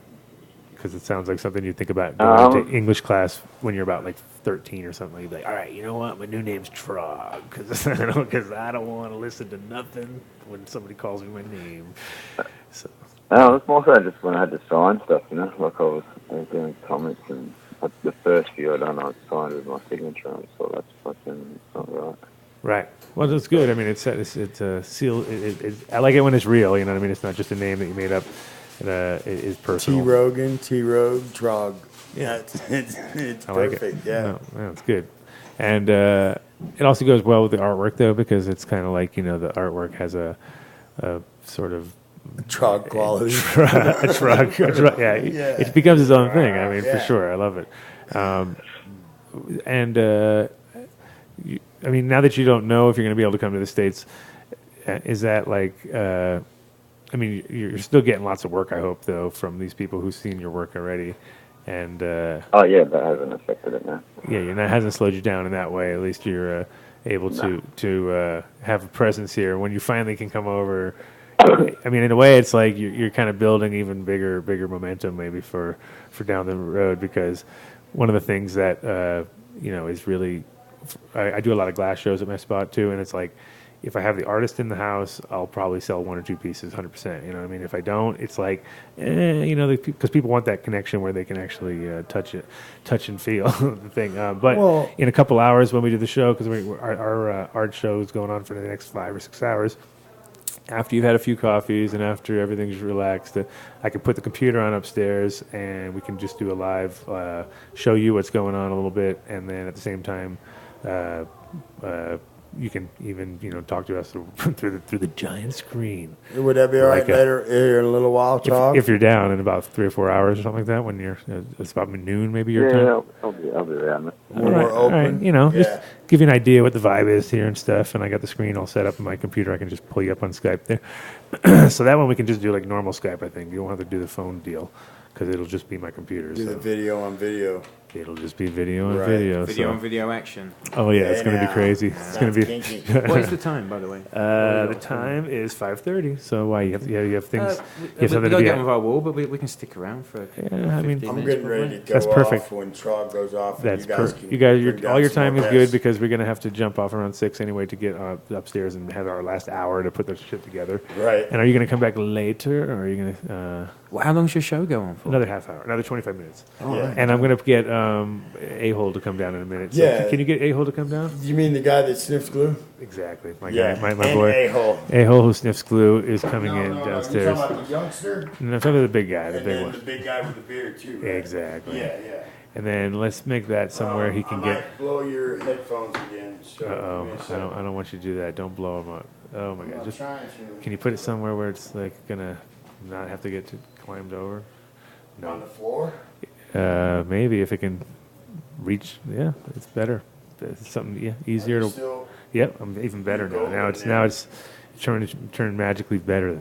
all right. Cool. Hey, fellas, I hope to see you guys again sometime. Pleasure. Where we can talk I'm really. Trog, hang in there. We're gonna keep you on the line unless you want to jump off. If you want to jump off, just give us a heads up. But what's the you got like any kind of other things besides cannabis that you're kind of been pushing a lot of art through? Is it like do you have another medium that you're working with? Because I mean, obviously cannabis, but like I said, you've saturated pretty well when it comes to big events and poster art and like the proper like that direction. I think you've done a very good job. But have you done any other things? I don't really do anything else.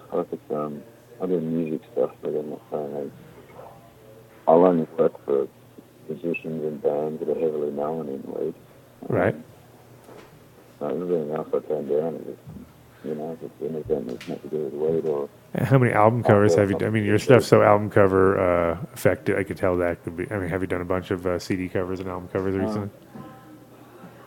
Yeah, I've done some album covers, man. I've done more posters than albums. Uh-huh.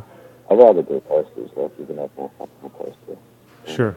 People let you away with more on an album cover. Right. It's kind of tricky if you've got 4 different members in the band and they're all chucking their opinions. And what do you do in the band? Hey? What do you? No, if you're doing an album cover. Oh, doing an album cover. I'm sorry. Yeah. Just watch that right there. Step over that. There you go. Nice. So we just have another friend of mine right now joining. from Miami who, yeah, you can just put those headphones on and you don't have to worry. I'm sure they're not that dirty. What's the graffiti thing that's happening there? What's going on? What's the graffiti thing that's happening? It's called Colorado Crush. It's I think it's on what, 4th year or something like that, or I don't know. How many years has Colorado Crush been going on? You know? Do you know? I don't know. I think 4. It's been a few. Yeah, and the thing is, it's getting bigger quickly, and it's in a neighborhood which is almost all like mixture between old factories and new buildings and stuff, and it's concentrated. They did, I think, 20 new murals this time that were big ones, and then obviously there's a whole bunch of little side things going on, and coincidentally, different people from different parts of my life all just happen to be here. So I was like, oh, this is a great show. We could pull them all in, and just even if it's only for a little bit, we'll get them on the show here. And then coincidentally, we have your show going on. So it was all just, I thought, a very harmonious thing. On the line right now, we have the artist from upstairs. Oh, dope. I just saw your work. Exactly. Ew, man. So, Props, and you can talk closer to here because you got a big old beard. Sorry, like me. dude. It's cool. it's cool. Like I said, it's nice to see everything up. And he said there's a bunch more work to go too. And I think yours is going to fit our space perfectly. We're going to have just enough space to have everything exposed without putting you in any kind of weird, this one is in the bathroom and no room left. No, I think it's got the perfect amount. 25 pieces is like, and it's tight. I'm keeping them really tight. So we'll definitely show you a little bit later on Skype if we have a good visual for you, and maybe if we can get you back in America somehow, we'll get you to come. I mean, obviously we'd love to get you on during any of these events live, because as you know, that it's getting the art. I mean, I'm talking now to our buddy A-Hole here who just arrived, because he's coming in from Miami, so he literally had to struggle to get here even close to time for your show, and your show must have not been able to have been happening yesterday, right? So yeah, I was supposed to make the artwork here, and I showed up 3 hours before it, which I could have done it, but it just they scratched it. Yeah. I don't think anybody noticed it. No, well, it's hard because it's like it's crazy too, because if you had probably I think if you had 12 hours, you could have definitely done some damage. I could have done it in an hour, dude. But, it's just I don't know. I don't think they wanted to. Yeah, they didn't want to promote that hour-long show, hour intro show. But I saw what you were doing. You were doing a building that actually the piece that was on there before was always real tight feather work. It looked like a feather. I don't know if you saw it. It was it was nice, but it was time for a makeover, and I saw them scrubbing it the other day, and then I woke up this morning and I was dropping my kid off, and I was like, oh, well, there you go. There it is. I know where he's been all day yesterday, because I was trying to get him to come over to have some shrimp tacos with us. So, yeah, they were good shrimp tacos, by the way. Yeah, you missed out. You missed out. I told your wifey that I apologize because I wanted to taco it up, man. But it's, I don't know, this town is crazy. So Trog, you go outside of, obviously now, do you have a lot of work in Asia or anything, like Japan or anything? You have any connections over there for some, because they definitely appreciate that kind of art too, I believe, a lot. Not really. I've always thought Japan, for years I've always thought that's a country where I want to start doing stuff there, but it's just everywhere where weed is where my art is going. Right. I'm probably seeing more now, doing more in the UK and stuff in Spain and New Zealand. So little other countries are popping up where weed is getting into more. There's already something there, but the scenes are growing, I suppose. Right. But it's always been America and Australia has been my number 1 and 2 countries. So yeah, because it really for me it's one of those things. I was actually texting with a friend of mine last night, and he runs big festivals, and he's all always kind of checking in with me and seeing what's going on. So I sent him a shot of what we were doing, and I I sent him a few shots of different pieces that you had done that we were hanging up, and he's like, oh, kind of what everybody says. This is all from the same artist. I'm like, yes, and he's like, it's dope. He said, is he going to be in the house? I'm like, no. Look at the name of the show, and then I explained the story, and of course, it was like, what, ridiculous? Of course, yeah, like everybody says. So I think if you were to, just the fact that that's you're doing all this work over here, and you're just not going to be able to get any capitalize on any of it. Like they're all events too. It's not even like you're just doing work for people. It's going in their house and it's expensive. You're actually doing like event posters, which thousands of people are going to the event. They're buying the poster, and how much better is it to have the artist there and be able to do something live or mix it all up because that's what's that? Go check in the fridge there. There might be one. No, nothing in there. Oh yeah, that was your wine. I put it in there just because it was. Oh yeah, there you go. Opener is going to be tough. You have to look up around and up and around, and I have a hard time while I'm on the show telling you exactly where it's at. But I would look in the top around by those microwave zone there and be like, "There's probably pretend you're at the typical." Yeah, there you go. Yeah, I fuck with that. Yeah, there you go. Perfect. There's ice. No, that might be bad. That Not was like that. No, but he's saying it. Oh no. No, it's been out there. It's been sitting there for another thing. No, Very dubious. That dubious. There's vodka though. You want some vodka? I'm down, dude. I mean, there's some vodka. Sorry, I can't run the bar and do the show for the last 20 minutes. But so Trog, are we gonna? So we're definitely gonna get you back over. I don't want to hold you up for right now. If you're getting up, I know how it is. Got to get your coffee in, get your day going. But if you want to call, we'll communicate with you in the next little bit and get you on just to check out the actual show when we start in a couple hours. If that sounds like a plan, that way we're not keeping you from getting your day rolling. What time should I? It'd be about two. For the best time to check in is around 9 o'clock when everybody actually rolls in because nobody comes in at 7 when you say the show's starting. So you don't want to see the tension of the star. You want to see when it's rolling. So probably about 3 hours from now. So it'd be around 12 o'clock your time, I'd say. Okay. If that works. I'm gonna grab some breakfast now. Okay, perfect. Go grab some breakfast, and we'll be hyping it up, obviously, over here. And like I said, this is it's great to be. I was surprised because I thought you had got a chance to show it a bunch of times, and then when Pat told me that it was the whole story, I was like, well, we're definitely going to do that because that needed to be done a couple of years ago, and hopefully we'll get you over here soon. I get you a good lawyer. I got a good lawyer, so we can figure something out. We get you over here. Oh, yeah, I bet it's not a big deal. That's all. Yeah, for sure. Thanks for calling. Know. As soon as I start looking, it's going to be expensive. So I know, but in a way, I mean, or you have to wait like 7 years or something crazy because it's like, I'm not sure. I mean, 5 years seems like what we do standard. I would expect with their kind of way of thinking because. But at the same time, I bet a lawyer would be golden. Right? I mean, you never really got charged or anything. You just got hassled because of saying what you actually did, which is ridiculous.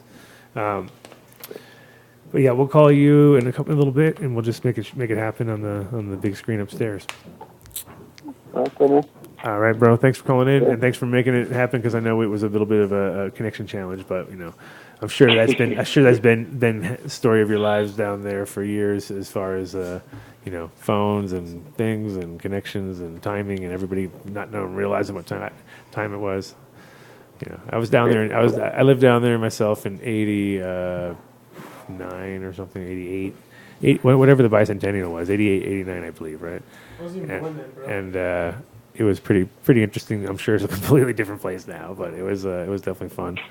I was there for about 11 months, and I thought Australia was a pretty dope place. And I was like, this was pre-internet, of course, so it was kind of like the, can't believe it. It's nothing like I thought it was going to. I thought when I landed, it was like in June, so it was like shitty weather. You know what I mean? And I was just like, no, I have the endless winter now. This is like the worst time of year to get here. You know what I mean? So it kind of went right into that.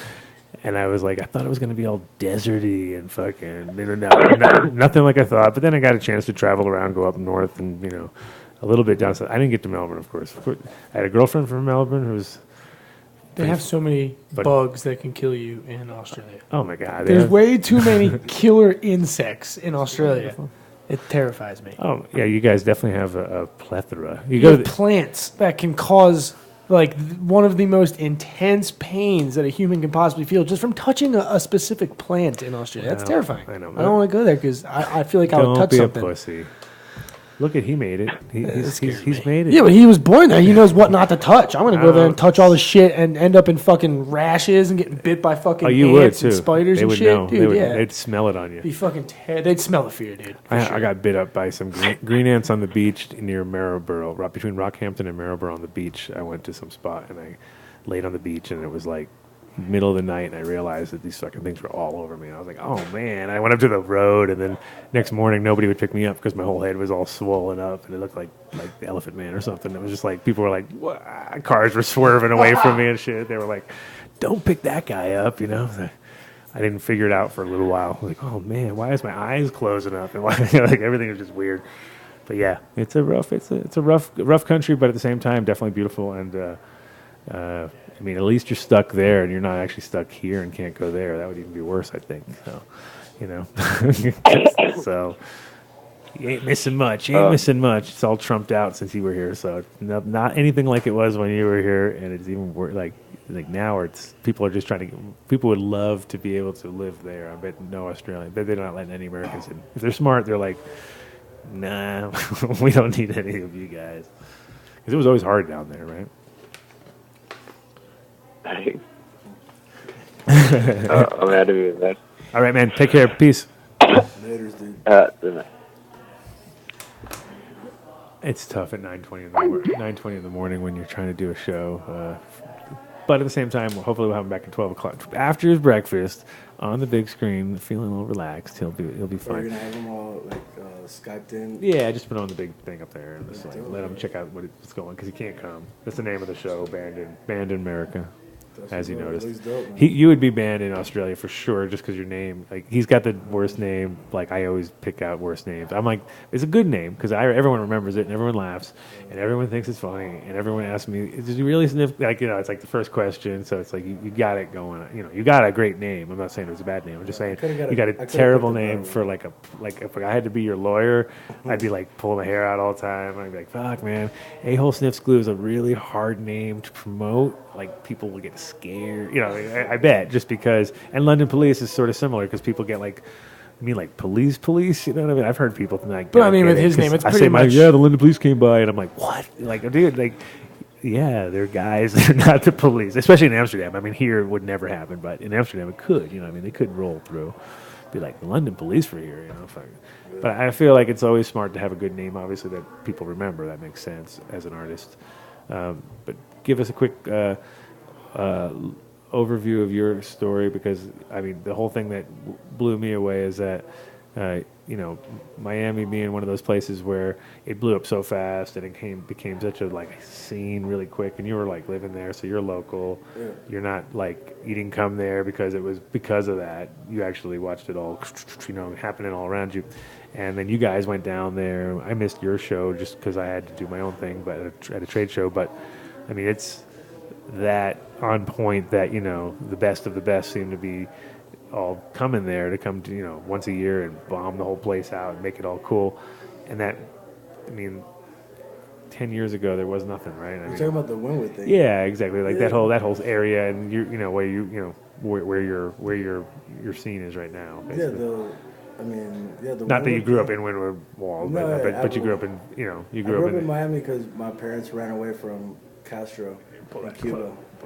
So you can hear. Nobody wanted to be in Cuba with Castro. Yeah. So then my family came over, and I was born here. But right. As far as the art stuff, I mean, I got into it through the graffiti stuff. Mm-hmm. I picked a really bad name that I should have came up with a cooler one, but that's all right. You stuck to your guns at least, though. You got to, man. Yeah. When you do it hard enough, they got to say your name. Yeah. Yeah. So, And then, so you were doing like a lot of tags and stuff and making cool things. But did you? And then your eyeball idea that you kind of are known for now, is that like something that developed recently, or is that like one of the first things you kind of just kind of nailed it right out of the gate? And now it's kind of, it was just I would do characters, Mm-hmm. and I used to be in a band called the Panty Raiders, and I would do tampons, and so He's got all the classy stuff. Hey, he'll sniff glue in his tampon art. Yeah. But sometimes, like, sometimes you just can't do a character. Uh-huh. Sometimes you could only do the head. Yeah. And then just out of simplifying it, that I would do the eye, Mhm. or an eye for a letter, Yeah. and different things. And then I did the eye pattern thing, and then it just people liked it a lot more than the other stuff I was doing. But I still do a lot of other weird stuff. Right. It's But just not liked as much.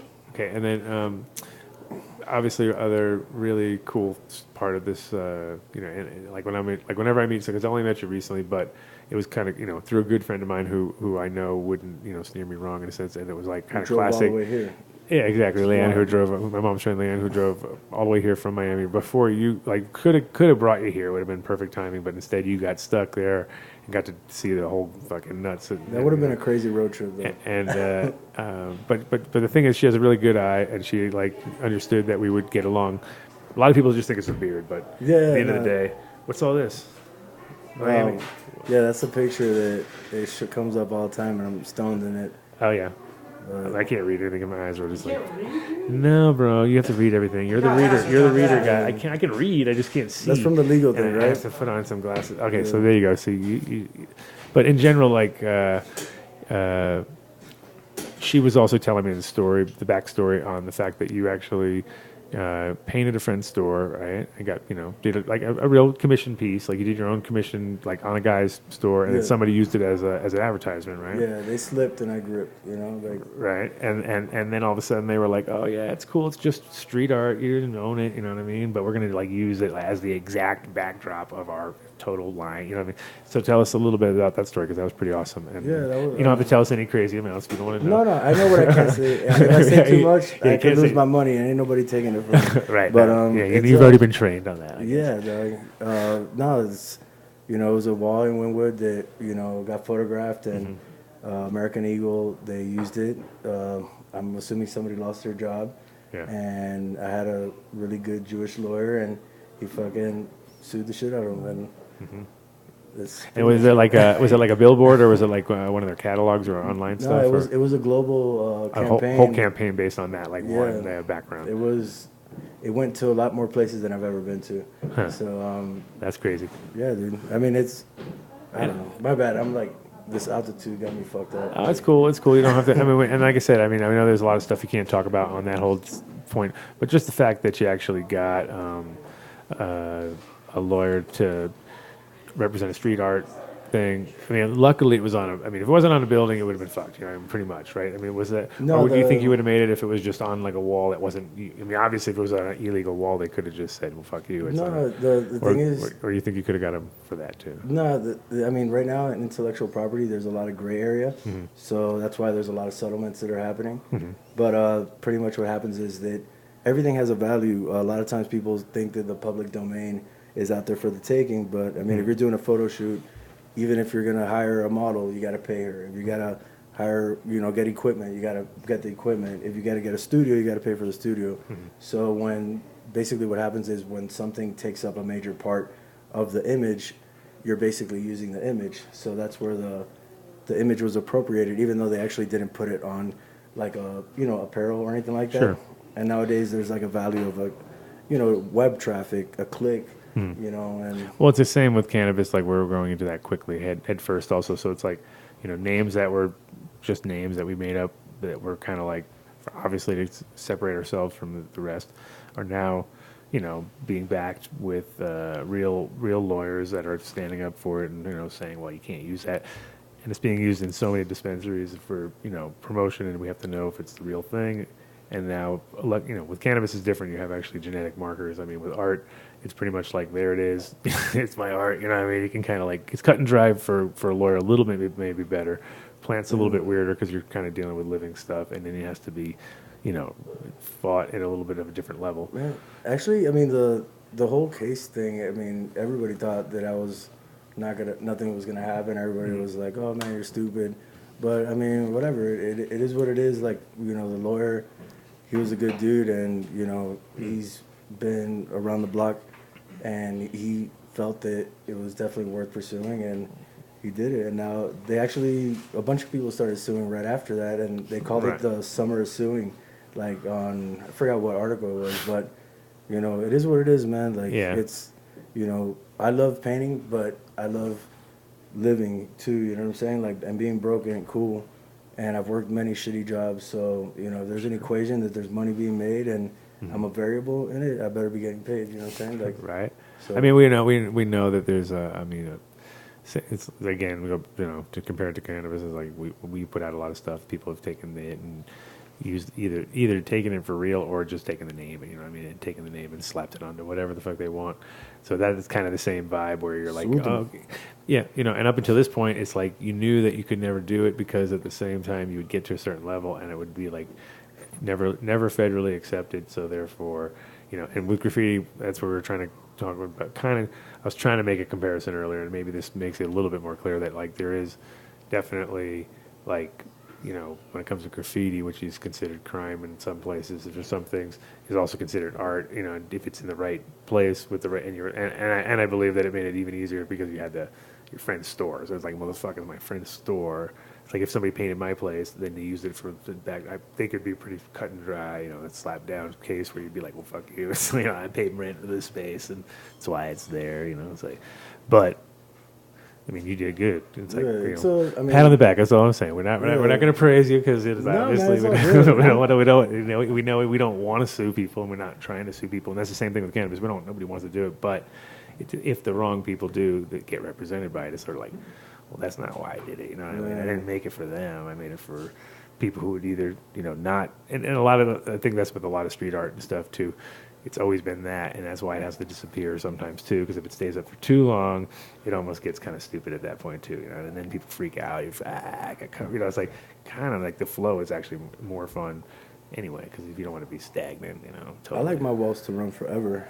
Of course. It never gets easy seeing something get buffed. Yeah, no, for sure, so, for sure. But if it's, it turns into, if, like I was saying, if you get flown somewhere, get paid, and then you do a piece, and then a year later you can get flown back and do another piece, then it's fine. You can buff that because you're actually finally getting represented in the right way, which is awesome. So, did they actually reschedule any kind of shows, or are you going to just kind of like not be able to do something this what time? You're talking about? Was this? Yeah, for those. I mean, did they end up giving you another slot later? When is the show over anyway? When is this? Nobody knows nothing. I'm leaving on the 19th. All right. I doubt that there's another art show. I'm waiting to see if we do some shit, dog. Yeah. Well, I mean, like I said, it's classic too because I scheduled the show not knowing if it was going to be like I was like, of course I would have. But I already said to Leanne in the beginning, like, I wanted to do a pop-up store with you because I know you already got a. Tell us about the book too. That's since you got a book. You got a book yet, you guys? Did you make a book? You didn't even make a book. Come on, you're an architect. Make a book. You can make it out of a cell phone. Write up a book. It was a stupid book that I made out of. I make these digital images out of images that I take like pictures of, and I chop them up with like a bootleg Photoshop type of thing on my cell phone, and then I was like, man. Like, I'm going to make a book, and I made it on the cell phone, too, so I call it Cellular Fuckery. Gotcha. And it's mad. There's no words, just pictures, and I laid it out. It's not the best laid-out book, but... No, well, I mean, yeah, like I said, it is definitely... and it's cool that I didn't know any of that side of the story. That makes it even funnier, because I was one of those things where I could tell it was...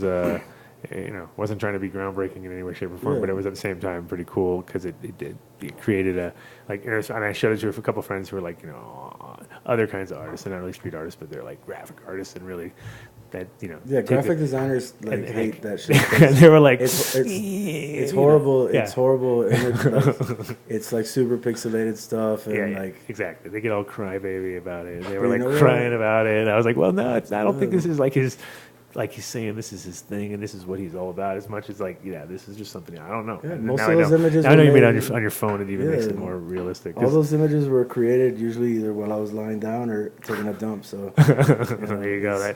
That would tell you. Oh my Definitely. God. These are the most ridiculous things I've ever seen. I love it. No, this is amazing. But no, I can see why this would. I mean, I don't see why it would make anybody mad, because who the fuck gives a shit about what somebody else is doing? Well, you have like some zany bars. But it's pretty funny, man. Like this one, it's just like a jellyfish with sunglasses and a cigarette. Oh, that's my tongue with hits of acid. Well, one hit of acid. Okay. And then I cropped it out. Tell me it doesn't look like a fucking jellyfish, though. Well, that's why. And the actual tentacles was. I went to some party. I don't eat seafood. Put it on the show. There was a party and they had like there you fucking. go. Oh, wait, can you get close enough? They had all these dead fish like for decoration. There we so go. I took a picture of it. Zoom. Yeah, it's coming in. And then there's the dolphins Sorta. like doing cocaine. And Yeah, there's a lot of dolphins doing cocaine, of course. But I mean, it's he not. just like layered them over top of each other, and they got like 40s in their hands and shit. Why don't you pull it up on the? Why don't you pull it up on the screen? It's a Jesus Like, piece. It's a Jesus chain. That's how the show goes. The show goes that way. He's got a 20 bag cocaine. You can actually get on the computer and find Yeah, it too. I'm Whatever. You're like, it looks better when you do it like that anyway. It does. So it's more original style. Yeah. But usually, graphic designers are not too crazy about it. No, it's fine. Because They don't have to be. No, and you know architects what? hate it. Architects? What about architects? Do they? I put out a book whether they like it or too not. Much lines are not correct. It's fucking with my head. That shit's a disaster. No, but whatever. It is what it is. So you guys met when you guys were in Miami, though, right? Yeah, dude. This dog went to an old show of mine, and he actually like I barely talked to my dad. And my dad doesn't know what the hell I really do because we haven't really been close. Mm-hmm. And I remember you actually had a talk with my dad. You were like, "Look, man, he's an artist. You should like dog, you probably don't even remember, but dog, like it was crazy because I was like, oh shit, I can't believe this dude showed up to my show. Right, and that's good because I mean, then especially if he got to talk to your dad, which is dope because I'm sure he gave him some great word of advice. I'm sure he's hyping up the fact that and if your dad understood that, like, yeah, that's why he's here because he's here from his art. It's not as good. It's not as strapping good looks. It was a long time ago, and that scene was just starting out there in Wynwood, and yeah. I was one of the locals, and I met through one of the other guys. And because you were doing a big wall. With Books and Typo, with Primary Fly, that was like some of the first people who really were getting artists to come out. And the first year it was like 15 artists, and that already seemed amazing. Yeah. Now it's hundreds. Dude, it's insane right now. Like he was one of the first, and it's always good to know the local guys out there because people talk about Wynwood, but it's so much more than that too. Yeah. It's I mean, dude, like when you came through and showed love, I was like, oh shit, that's dope because you know how the hometown stuff is, man. Like, I mean, right now there's people that go over like murals and shit like that, and you know what, like that sucks, but at the same time it doesn't suck as much when it's not one of your walls that gets gone over. So people are like, oh, how come they don't go over your walls? I'm like, well, it's because it's in my city. I'm sure that if I were to paint in other places and there's the local people that do the dissing, like they would fucking go over the wall that I'm painting right now. There was like a note that said like, thanks for the gentrification, or you know what I'm saying? And it's like, I mean, it was before I started painting, but I can see why people get mad, like, but it is what it is. Like, you haven't even got the piece up yet. They just whited it out. It's like, thanks for gentrification. You suck. There's a lot of politics to all of it. Sometimes it's just a brain in. I mean, for guys like us, we just want to paint and enjoy it. And it's a little bit like surfing too, right? Surf my wave, bro. You came in, you surfed his wave. You know what I mean? Get out on the beach and pick up bottles, bro. Yeah, that's pretty much what it is, dude. Well, kind of. I mean, but so you're saying that pretty much some people really just get off on covering up your fucking paintings? Like that's what someone. No, not mine. If you did it here, though, you're saying though. Yeah, I mean, usually I'm squatted up and people don't, you know how that works. But I mean, it sucks because there's some awesome ass murals, and people they're like, oh man, like Miami's laying out the red carpet for out of towners, and you know what? Like there's dope shit that happens, and you guys been putting in mad work in Miami and all over the place, and every once in a while, like you see a dope wall that clearly took a long time with a throw up over it, and it's like, of course, nobody wants to see that. But you got to respect the locals always. That's but the thing is that the locals don't want to. Like a lot of people don't want to be like, like, yo, I ain't an artist, I'm a bomber. And it's like, all right, cool, man. Like, if that's what you want to do, but Yeah, but don't bomb pieces. Go bomb something yeah, else. but That's also at less- the same time, like, I can't like get involved in the shit too, because it's like it becomes this weird thing. Because I walk a thin line. Well, Sam Flores did a piece up here that was for years here, and it just literally, like, maybe like a few months ago, finally somebody fucked it up. And I was like, for years, I was like, hey, people respect the Flores, and it was a Flores and David show, like, fucking collab or something. It was a weird one. And it wasn't weird. Well, but it was Cho's like, been getting toyed because of the crazy.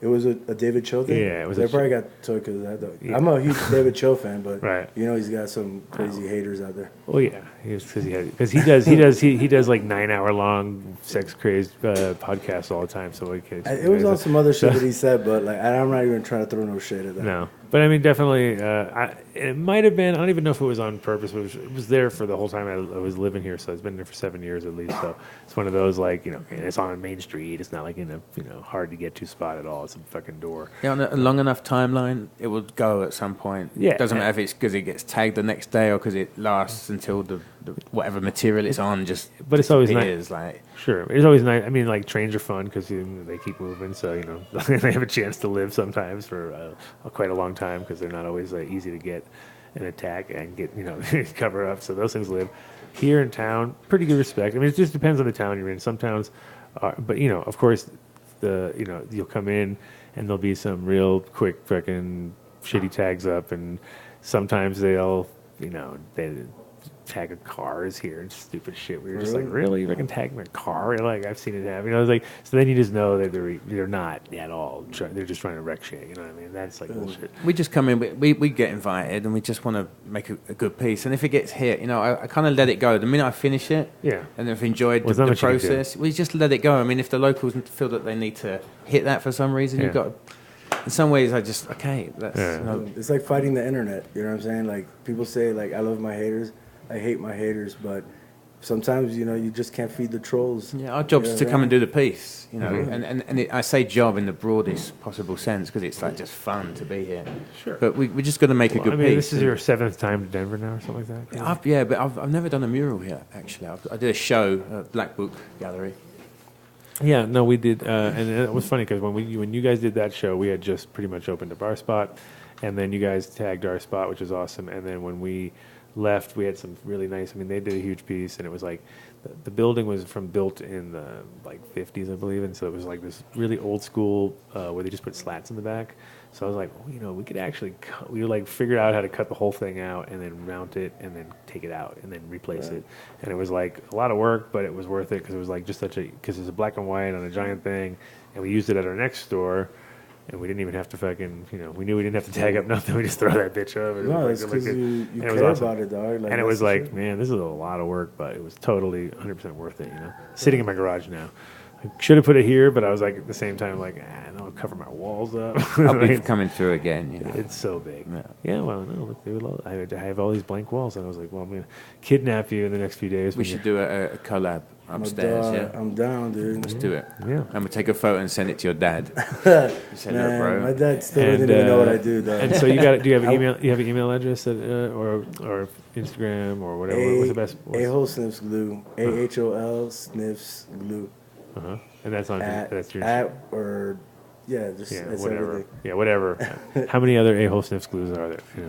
Can't be many, It's like weird story was the other day. Like I was watching the dark web thing about the guys who did Spice. What was it called? K2 stuff? No, not Spice. I'm thinking.